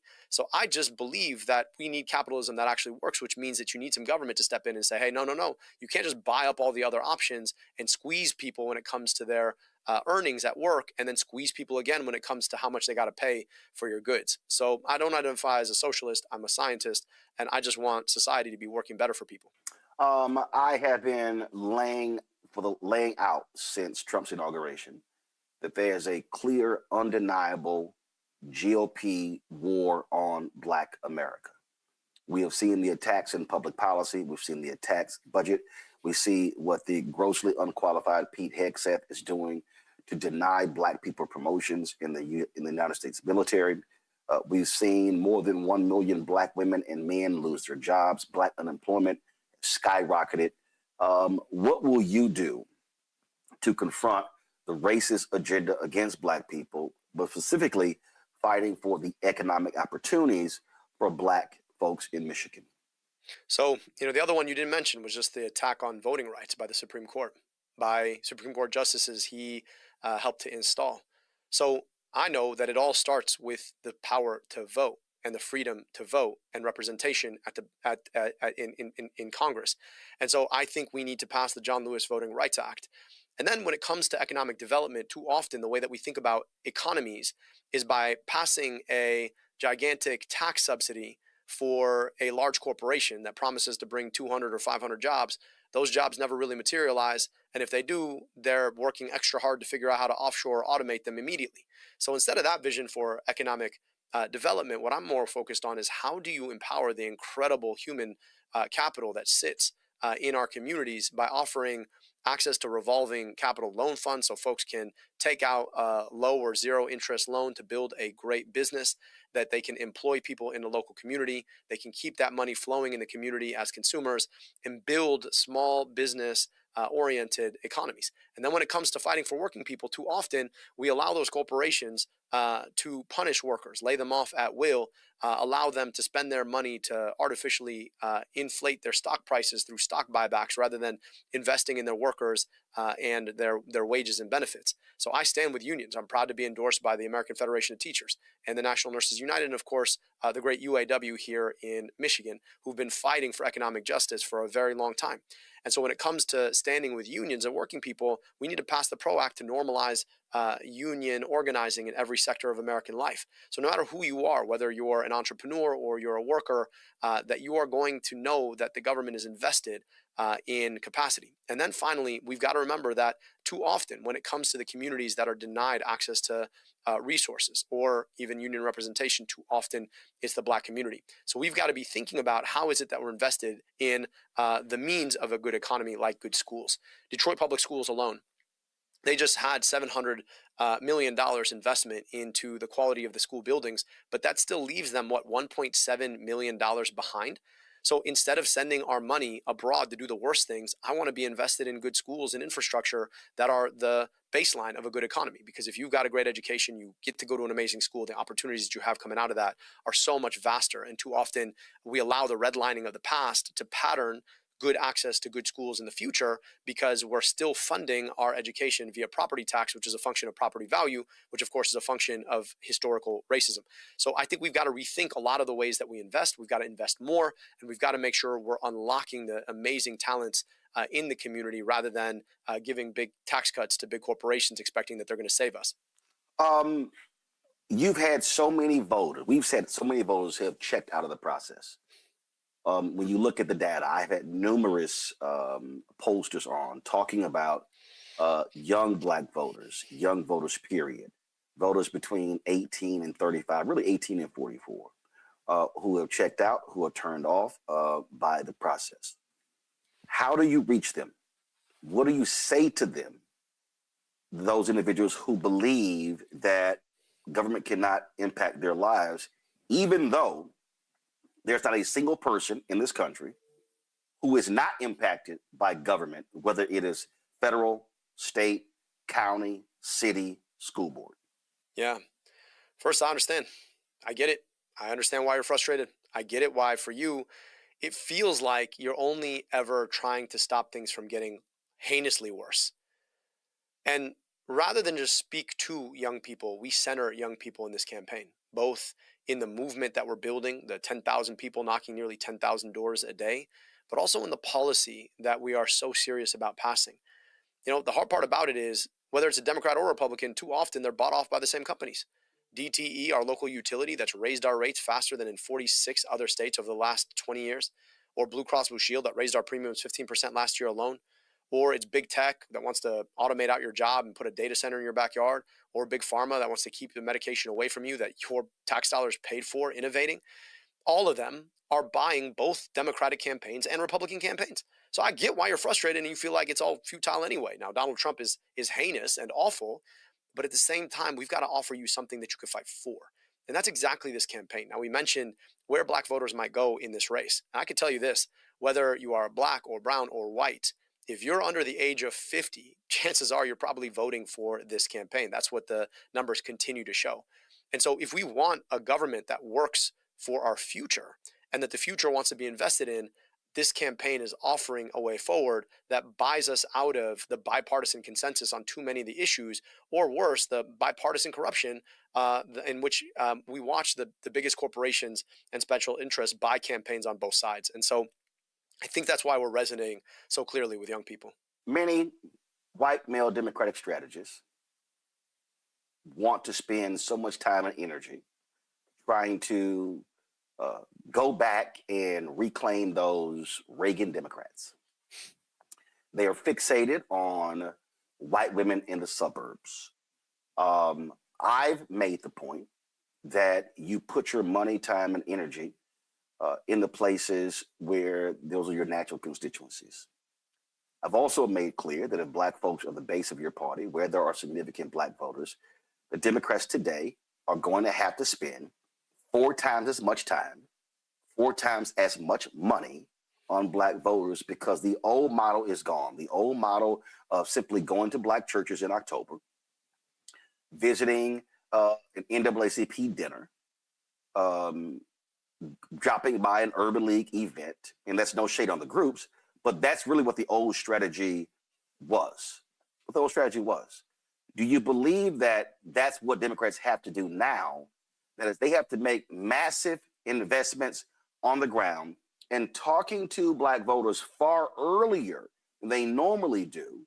And I dare say a 6-9 month runway or 12-month runway versus, oh, you know, we'll get around to them in the second half of September, in October, and that last Sunday before Election Day. Roland, I think you're absolutely right. And we've been having that conversation with black voters for 15 months now. I will tell you this, though. We got to go even further back. I think too often we show up and politicians tell you that they're going to do X, Y, and Z, and then they never show up again, and then X, Y, and Z doesn't happen.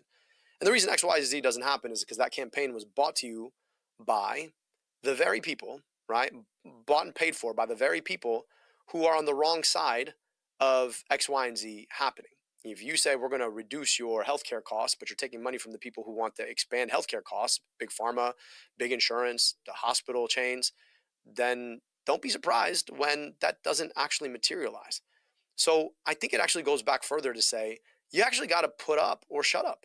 You actually got to show up and do the things you say you're going to do. And the only way you do that is if you offer a politics that is not bought by all the same people who are on the wrong side of the problem in the first place. But that takes time, and it takes resources, and it takes effort. What I'm hoping to be able to do, as we talked about, is win this primary and then run the best campaign Michigan has seen for the next 3 months, defeat Mike Rogers, but then spend the next 6 years in the U.S. Senate doing the things I said I was going to do. And then the next time I come back around, and it's not just going to be during Election Day, it's going to be to check in on the things that folks are telling me about, to understand what more could be done. But it's that ability to deliver, not just during Election Day, not just to mobilize voters, but to actually show the goods of what you delivered. Because at the end of the day, if you've been lied to enough times, you're going to stay home. You look at the voter turnout numbers in a community like the city of Detroit, you're talking about the teens.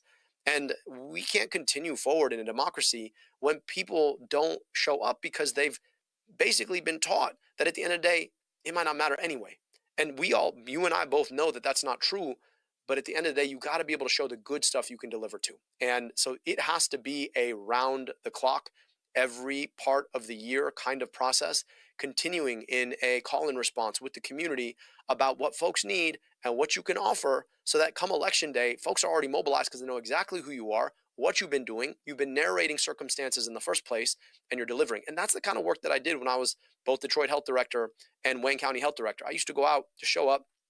I'd interview folks just to understand what their issues were, and then we'd build programs around what they shared, and we'd go back and take those back. I think we need to bring that back to elected office as well. These seats aren't just for the holding, they're for the using. And if people don't see us using them on their behalf, then don't be surprised when they don't help you hold them.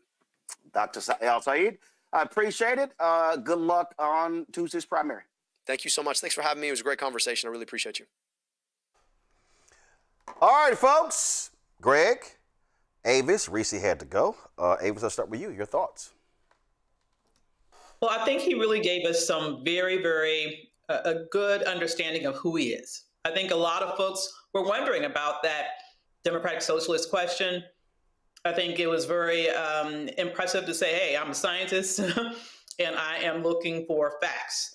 I also am impressed with the fact that he has shared about the key issues that are most important to him. Issues around health, issues around making sure that people actually have access to a better opportunity in their communities, and his departure from, having the ties to a lot of the big money interest that oftentimes slow things up instead of making sure that we move forward powerfully. And so I think he made a good closing argument to the Black community. I know there are probably some questions that people may have had that he didn't get to, but I do think that he made a good impression here. I don't think there are any huge disqualifiers here, and I think he provides a good option for voters come Election Day. Greg? I agree with Dr. Avis. I think that if you blindfolded people and you took the sound away and you just read the platforms, this wouldn't be a competition. By the polls, it doesn't seem like it's competition anyway. Hey, Stevens is not the best candidate in this race.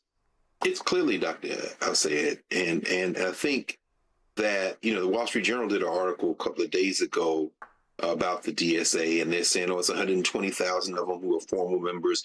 About half of them have joined since 2024.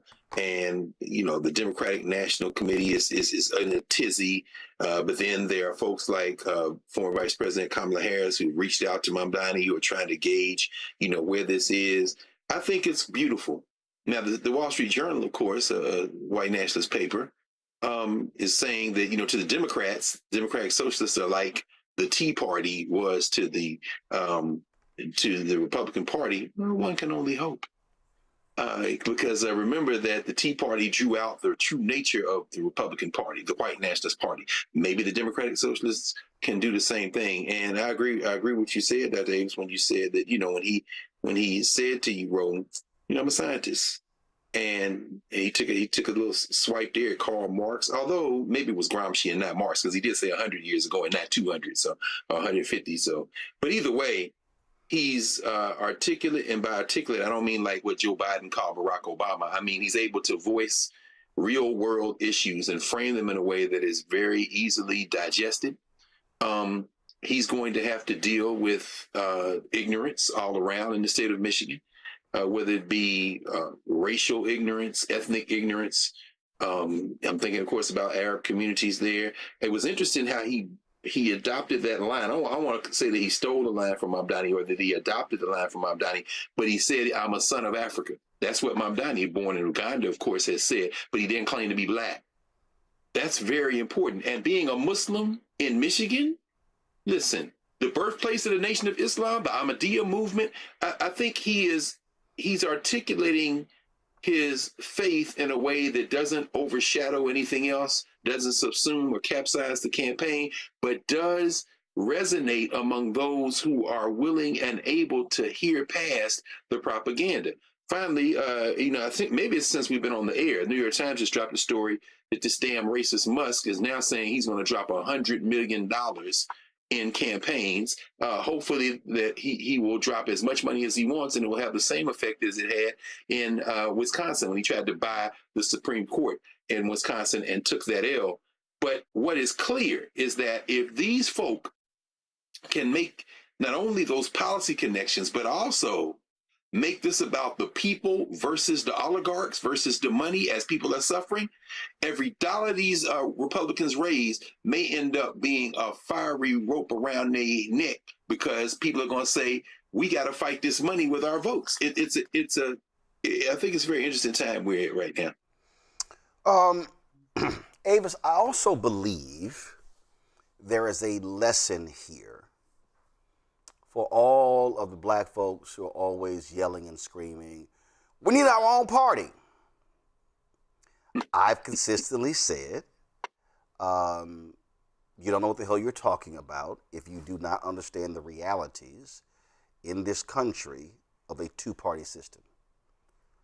So what DSA is showing you is how you can work within an existing system and run your type of candidates that can win. It is no different, and Greg is right, the Tea Party was never a separate entity. Right. The Tea Party were actually conservatives. Some of them could have been former Democrats, could have been independents, who spoke to specific issues, but more importantly, what they did was they brought a certain level of energy that attracted people who were not engaged in politics. Mm-hmm. So if you want to understand, so even though El-Sayed, and I'm not calling him DSA, if you look at the candidates that are running, right, the DSA candidates that have won, they are bringing a certain level of energy, and they are hyper-focused on specific issues that are appealing to people who have been turned off by the middle of the road. No, we really can't accomplish that. No, we have to wait. And so this is what folks should be paying attention to when they yell, we need our own party.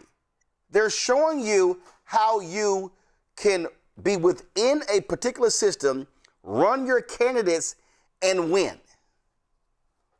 Absolutely, because they're able to take advantage of the pre-existing infrastructure within the two-party system, and in this case, specifically within the Democratic Party, in order to have a more scalable entree to electoral politics in a way that can make winning real and not just a symbolic vote.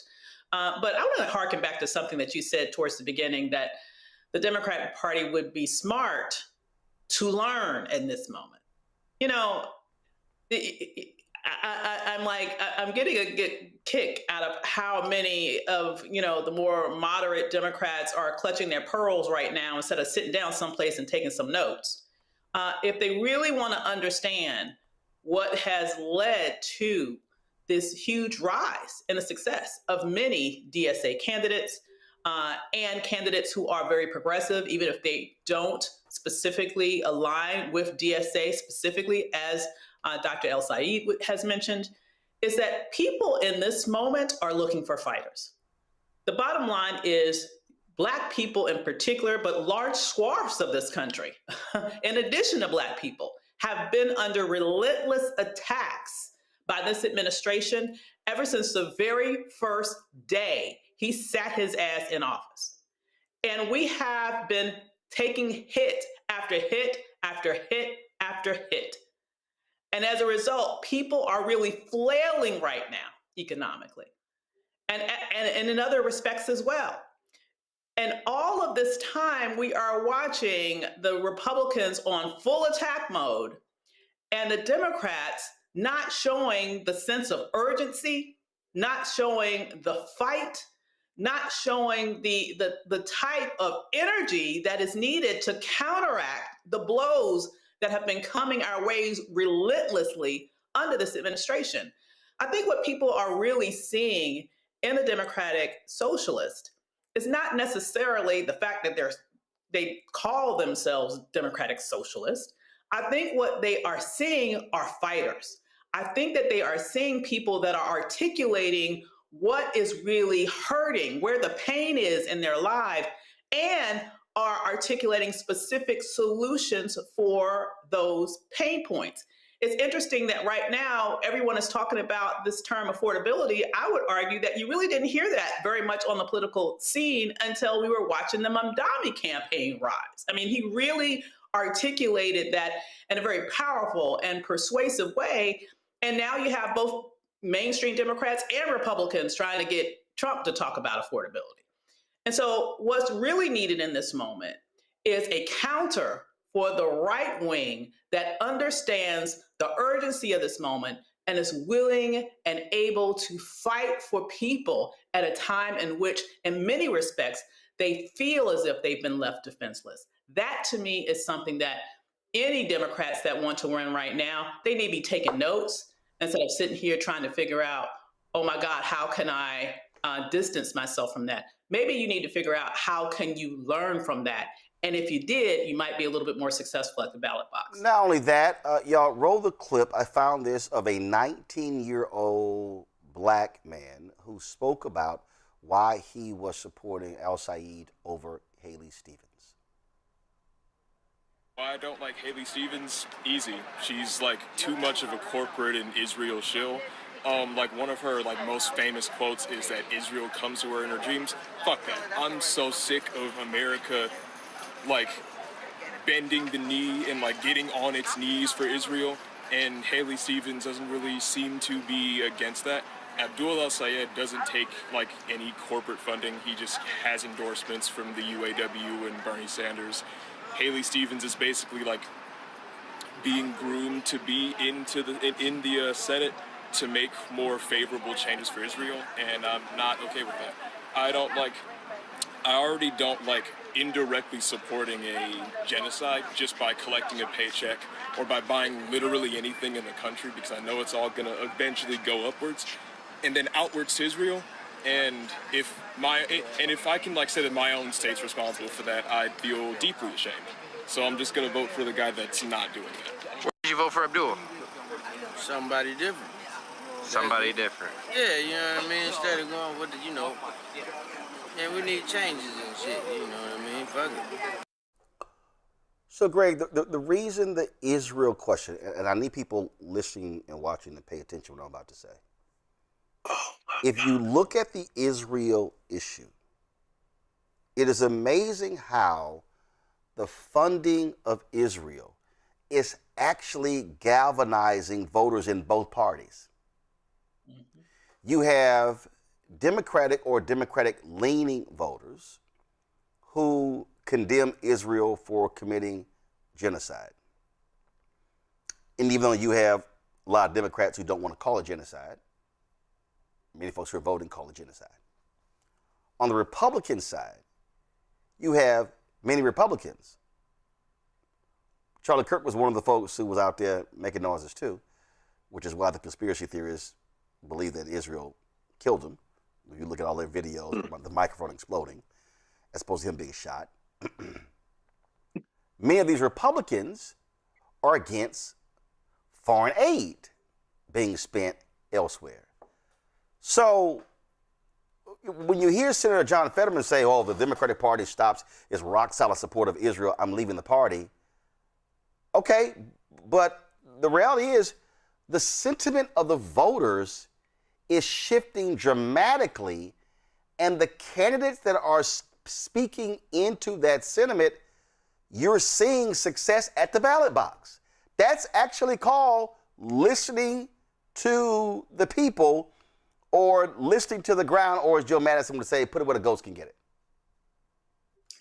Yeah, absolutely. And please forgive me for laughing so hard, because my man at the end was like, fuck it. In other words, anytime a guy says something like that and is going to the polls, you're absolutely right, Dr. Davis. The Democratic Party needs to be paying attention. This is a guy who maybe didn't vote. I remember when Barack Obama ran and I had to come down here. I was still living in Philly at the time. And I went to the polls at 4 o'clock in the morning so I could get in line.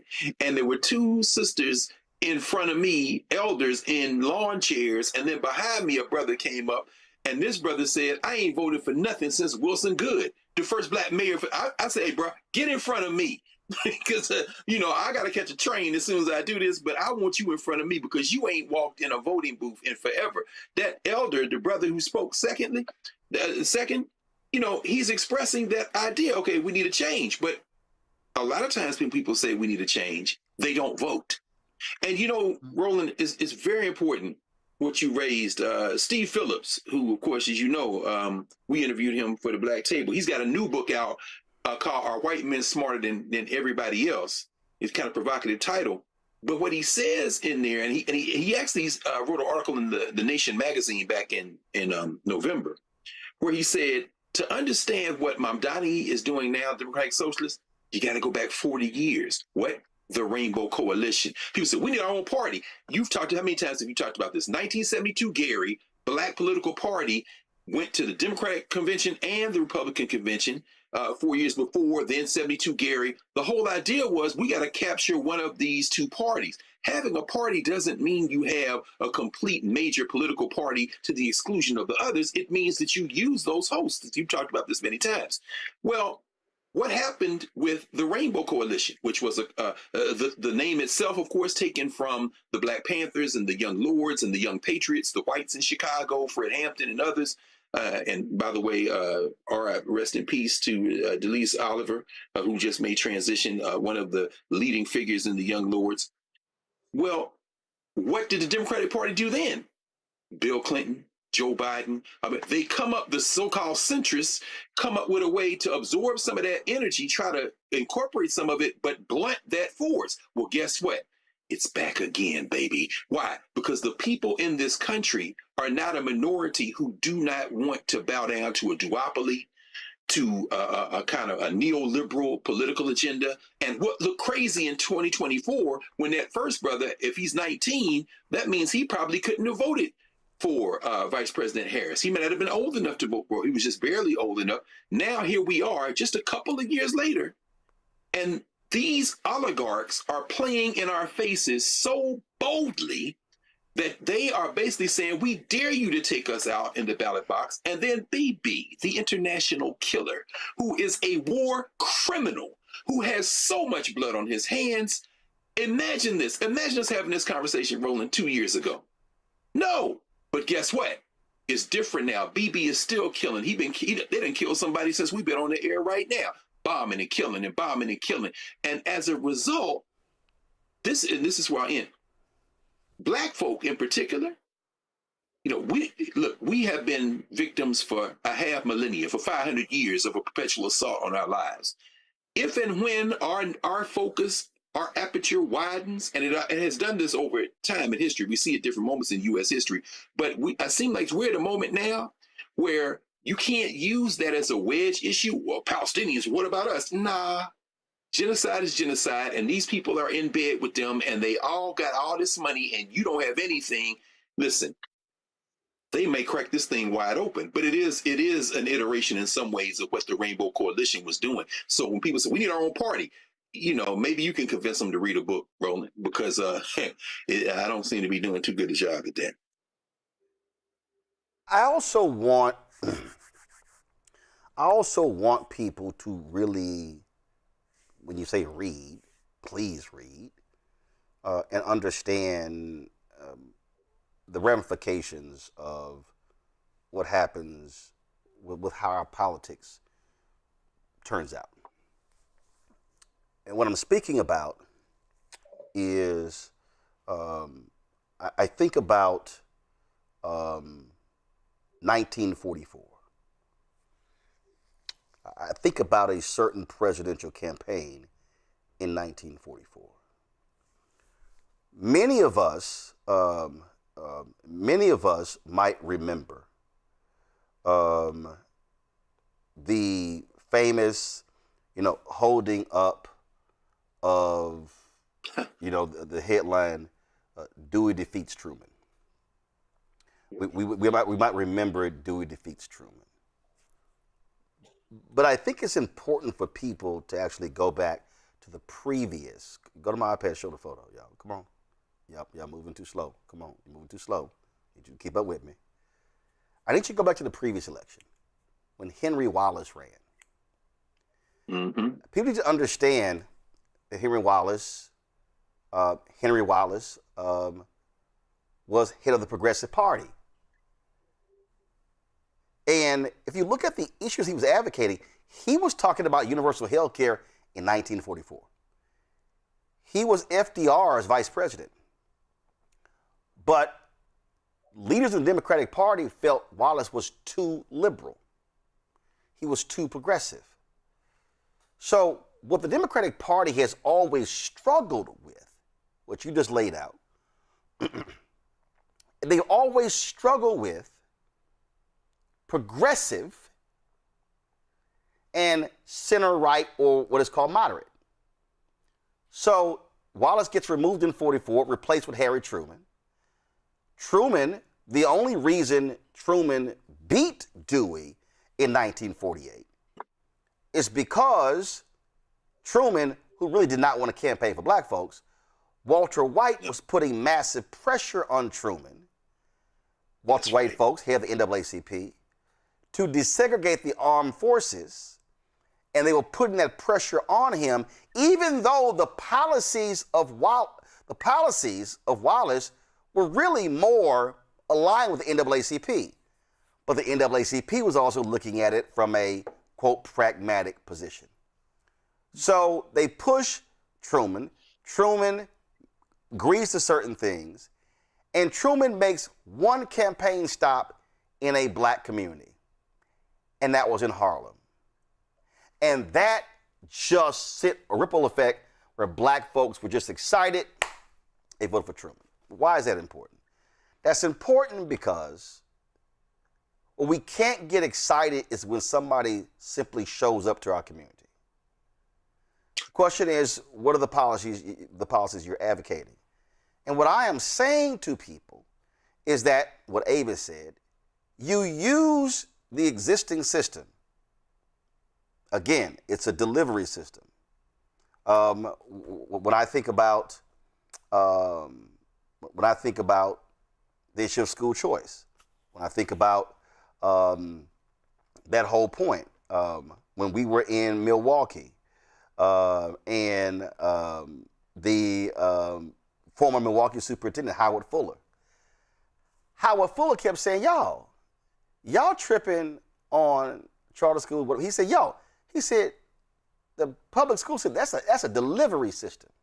He said, you can have more than one delivery system. We have to recognize that, yes, Republican Party, Democratic Party are delivery systems. And when we talk about MAGA is recognized, this is a delivery system. So we can get into this delivery system and completely upend this delivery system. And that's why Hillary Clinton and Joe Biden never understood. They kept thinking that the Republican Party was going back to the old Republican Party. No, they weren't going back. MAGA is the Republican Party. That party has completely shifted.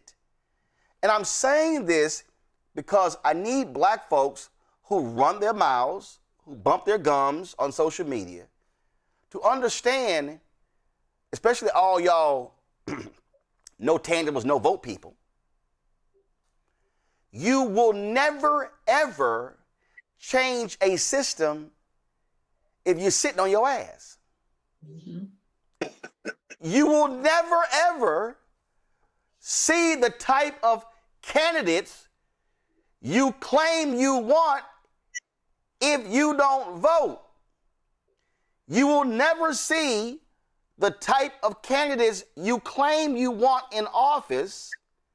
They will never, ever get to the general election if they never win a primary.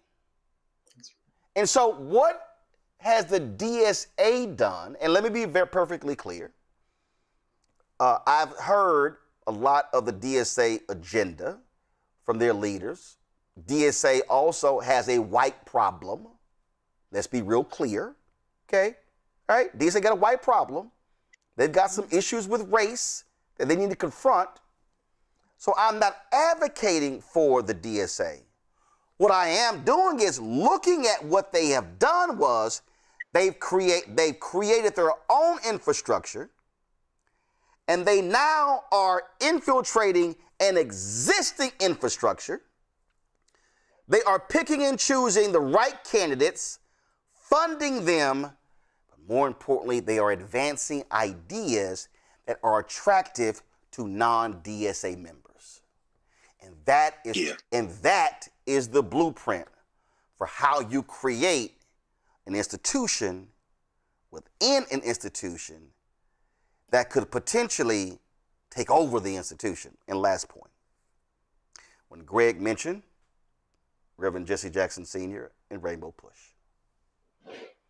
This is, and God bless Reverend Jackson, God bless his soul, but this is what his son, then Congressman Jesse Jackson Jr. told me. He said, Roland, the greatest mistake my dad made was not keeping the infrastructure in place after he ran in 1988. Mm-hmm. Absolutely. Now, absolutely. And what he said was, he had a base of donors. He had spreadsheets. He had volunteers all across the country, white, black, Latino, Asian American, you name it. He had built out over 2 presidential campaigns this infrastructure. And he had the ability to take his infrastructure and now move it where he wanted to move it, to stand behind whoever ran in any particular year. I'll never forget when Doug Wilder, then Virginia governor, jumped into the race in 1992. One of his biggest critics of his agenda was Reverend Jackson. Governor Wilder did not last long in the race. I still personally believe that was a mistake by Reverend Jackson. But again, That was two Omegas going at each other, so that's their business. I digress. I digress. But the point I'm making, the point I'm making, what Congressman Jesse Jackson Jr. said was, and this is the mistake that I believe that many black people continue to make during election season, is that we build and create these institutions, this infrastructure, and they only last, Avis, until election day. What we have to do is take the infrastructure of a campaign and extend it beyond the campaign. And as LaTosha Brown and Cliff Albright keep saying, it has to be 365 organizing and mobilizing. So when the campaign is over the first Tuesday in November, it then shifts into, okay, what's going to be our black agenda for whoever won, even if the person that we supported didn't win. And so how do we now take between the day after the election day and the day of the inauguration to be meeting and coalescing and establishing our agenda, so when they get inaugurated, we're able to walk into the room, zoom out, we're able to walk into the room and say, here's our agenda. But what we do is, the election's over. We might be upset, mad, or euphoria, excited. And other folks are planning and plotting, either for or against whoever won. We just happen they won. And so that's why an Obama can win in 2008, and it takes black leadership 5 years to meet, to establish an agenda. And you can't tell me I'm wrong, because I was actually at the meeting at the hotel when it happened. And I asked the question, what the hell took y'all so long? And then it took them 9 months to type up and disseminate what they agreed on at that meeting. So we were 6 years in before the collective black leadership had an agenda for Obama, and he only had 2 years left. And then by the time they did that, Democrats no longer control the Senate, Republicans control the Senate, Democrats control the House, and there you go. So Avis, what I want our folk to understand is we have the potential to literally reorganize, reconstruct, deconstruct, rebuild, whatever you want to call it, true black political power within a Democratic Party infrastructure that advances our issues, but it cannot be done if all we are doing is talking about it and not doing the work. Amen, amen, amen, amen. I have been preaching that damn sermon for years. I was in that room too, Roland. And I have to say that agenda that you're referring to, I want to be perfectly honest, it was a sliver of an agenda. Most of, well, I'm not going to go down that lane because I have PTSD, but I will just say it was very underwhelming, okay? And so here is what I think we need to, and you're definitely right, but I would argue we need to be putting that together now, okay? I think you don't wait until after an election. I think you put it together prior to the election. And then you go to the different candidates and say, this is what is critical to the Black community. Will you commit to this? So for example, with all of the hullabaloo that's going on right now with Tellurico, you know, and that disastrous town hall they had in Houston, my thing is, it does Black people no good to get the man in the room just to yell at him. Absolutely, it's a waste of time and energy. Why not say, we want A, B, C, X, Y, Z, 1, 2, 3 in those situations, and say, we need you to commit to A, B, C, 1, 2, 3, X, Y, Z in order to earn our vote. Here's why. Here's why, Avis. You can't go to the town hall yelling or speaking as an individual. What you just described can only happen when you come to the table through an organizational infrastructure because, and Greg, I've been looking for the quote. Lord, I need to find it. I swear I heard the quote Stokely Carmichael, Kwame Ture say, find me any African-American who has had any success with our community, and it was done through organization, not as an individual. I've been looking for the quote. I need to find it. If you come across it, let me know. But Avis, that's the point. If an individual stands up and yells and screams, the candidate is looking at them like, you one person.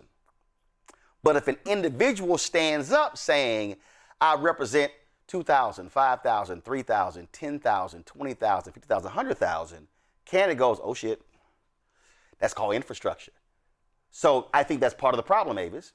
We have too many of our people showing up at events operating as lone wolves, and we're not coming to the table in terms of organizational infrastructure, which is why the book that I'm working on, which is why the argument that I am making in the book to our black organizations is, damn it, use it and stop sitting on it for personal interest. Go ahead. Bam. You're exactly right. I am, we cannot continue to make the same mistakes over and over again. We cannot organize to get people in office, and then when they're in office, just act like we just damn happy to be here. We have to be able to come together with strategy. And I will say this one thing.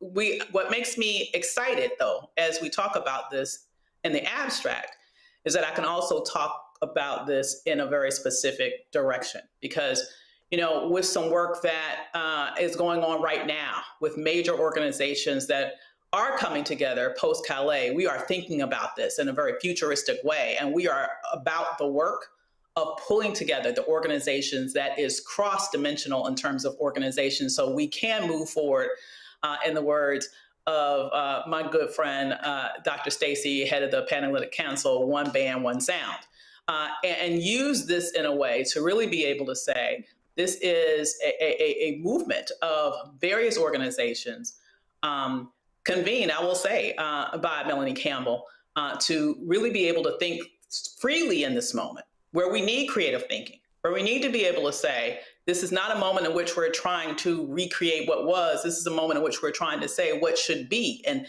now we're coming together to do it. So I'm happy to say that we are not trying to recreate the mistakes of the past. I am excited to say we are working together to create what should have been years ago, but we're not going to cry over spilled milk. Instead, we're going to say, let's do it right this time. And I feel encouraged to say that we're engaged in that action. I'm going to close this out, Greg, with you, but I'm going to use the point that Avis just brought up with regards to the Tallarico campaign.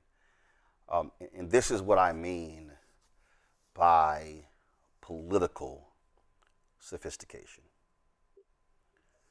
Do I believe that we as African Americans, black Texans, let me just say that, black Texans, because if your ass can't vote in Texas, your opinion don't matter in Texas. But black Texans should be making demands of State Representative James Tallarico. Black Texans should be saying, what is your agenda? Black Texans should be saying, what investment are you going to make in your campaign in black communities?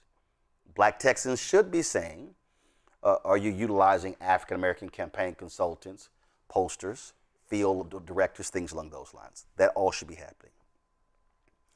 But it is grossly offensive to me as a native Texan, a native Houstonian, a registered voter in Dallas County, Texas, to listen to people who are not from Texas opine and say that because Congresswoman Jasmine Crockett did not win her primary, that we should, quote, penalize the white boy and wait for the next election. Now, the reason I find that to be absolutely idiotic, and the reason that what that says to me is that folk don't know shit about anything, is that because I look at this right here, New York Times. Trump threatens to withdraw Blanche as Attorney General, dealing blow to nomination. President Trump's threat followed a day of fruitless negotiations with two Republican holdouts, Senators John Cornyn and Tom Tillis. Trump says, one, Blanche can be the indefinite AG. Yeah. But he says, you know what? I might pull his nomination because them two gonna be gone in January. Mm-hmm. I need y'all watching and listening to understand what the hell I'm about to say. Trump saying they gonna be gone in January when the new Senate comes in. And what he's saying is, well, Republican gonna replace Tillis. Polls show Governor Roy Cooper, Democrat, is leading. Trump is thinking, well, my boy Ken Paxton is gonna replace Cornyn. Y'all, if Tallarico beats Cornyn, he ain't got the votes. If Democrats hold the seat in Michigan, whether it is El-Sayed or Stevens, and if they upset Collins in Maine, you got the Democrat leading in Iowa, you have the Democrat leading in Alaska, Ossoff holds in Georgia, y'all, Texas could represent the 52nd or the 53rd vote. So if Fetterman does whatever the hell he does, his vote has now been canceled out because if you got 52, take him out, you got 51. So guess what? That means if Tallarico wins in Texas, then you totally disrupt the Trump agenda, and now he can't get a single appointment to the administration, to the federal bench, to U.S. attorneys, to U.S. marshals, any appointment without going through Democrats. Supreme Court? So, a Supreme Court is what? So why in the hell would black people be articulating, nah, damn that, we ain't voting, because he beat the sister. He ran a great ass campaign. And he won. This is what I'm talking about when it comes to political sophistication. And this is what I'm saying when we have to sometimes stop being so fucking emotional. Yes. And understand that whoever wins is there for the next 6 years. And then all of a sudden, if a Tallarico wins, you now have broken, my last point before I go to Greg, you now will have broken a 30-year Boston, anybody who plays space know what I'm talking about, you would have broken a 30-year Boston that Republicans have run on Democrats. Because y'all, when George W. Bush beat Ann Richards, and he ran for re-election, and after 4 years, that began the total Republican rule of Texas, a state that used to be all Democratic. No Republican had won in Texas until Senator John Tower was elected in 1984. You would never think that. So Republicans control both U.S. Senate seats, the governor's mansion, lieutenant governor, the House, the Senate, the State Board of Education, Secretary of State, Attorney General, up and down, Texas Supreme Court, you name it. So why would we be short-sighted that if you're playing chess in the long game, you don't sit here and tell people to check out because you mad that the candidate you wanted didn't win in March, if your goal is to stop MAGA and to stop the GOP and to stop Trump and regain the White House and restore civil rights and restore voting rights and restore blacks getting federal contracts, and also cause these corporations to stop being scared of attacks on DEI, do y'all understand all of that happens when we effectively utilize our power? Sitting out ain't an option. Greg, final thought.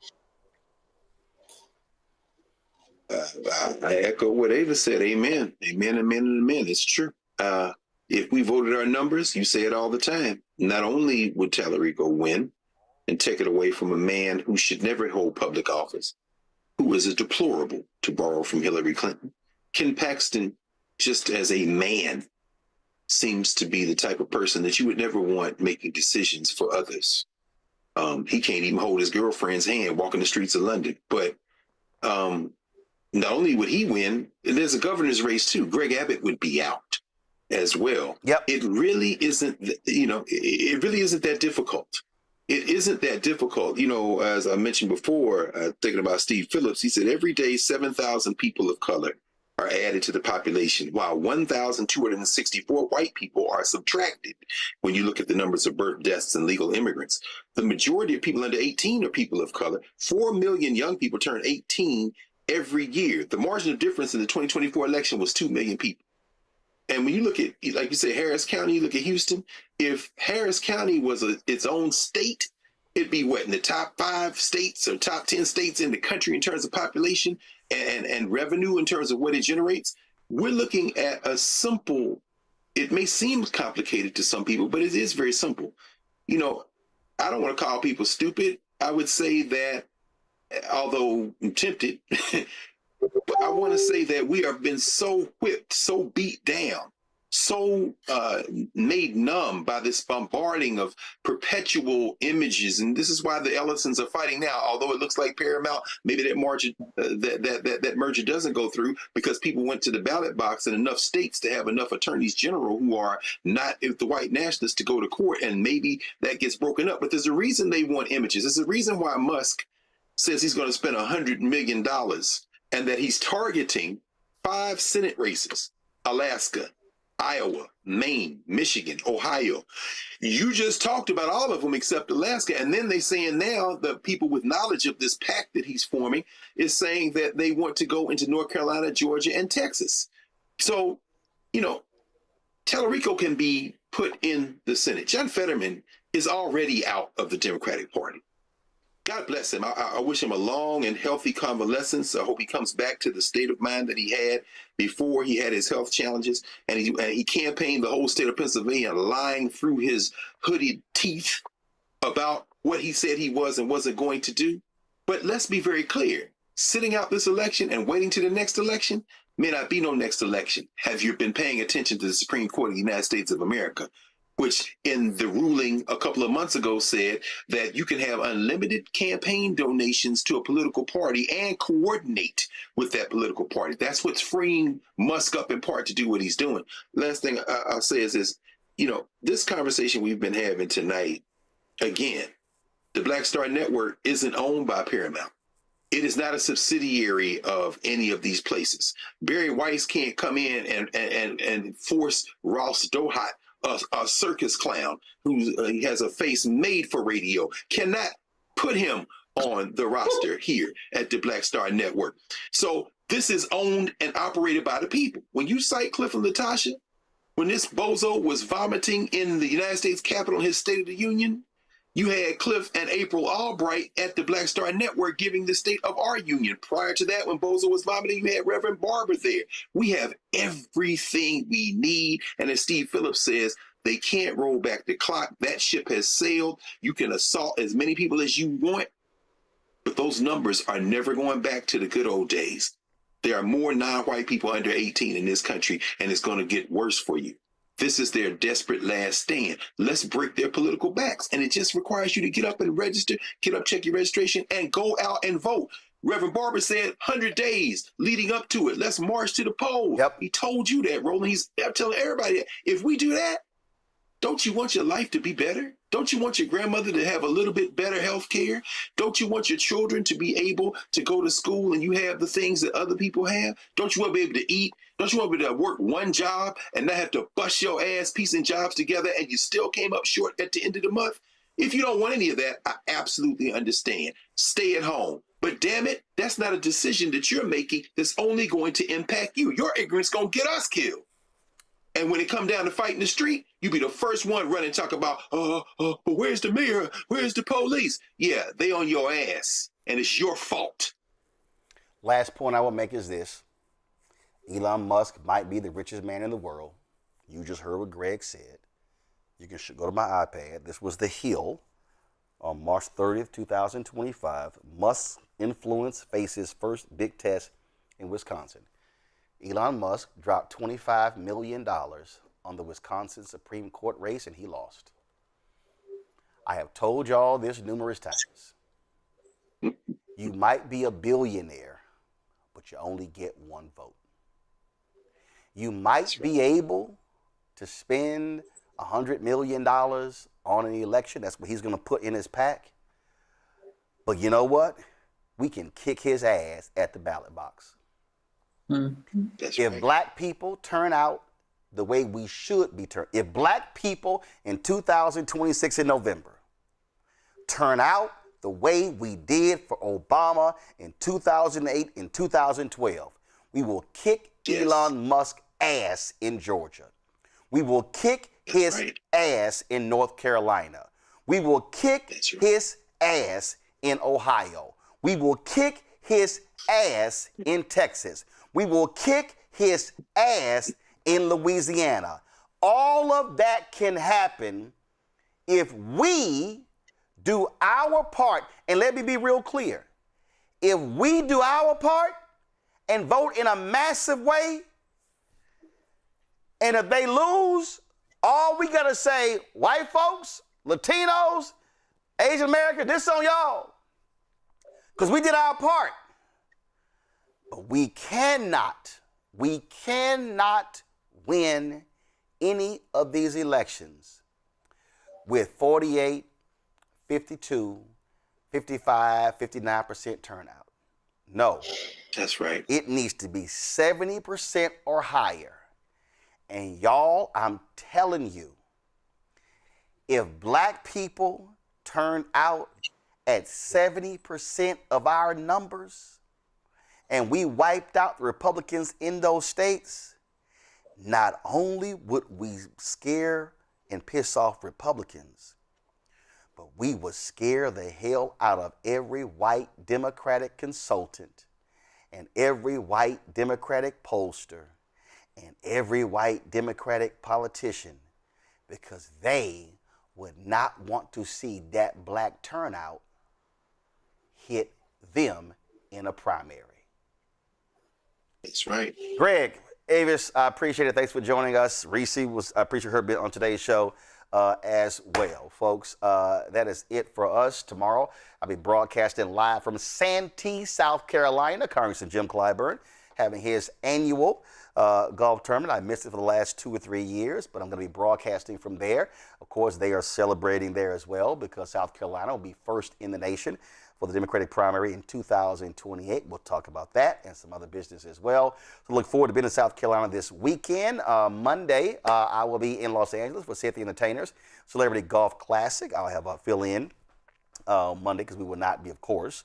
We'll still be on the golf course, but I'll be getting some great content at the golf tournament as well.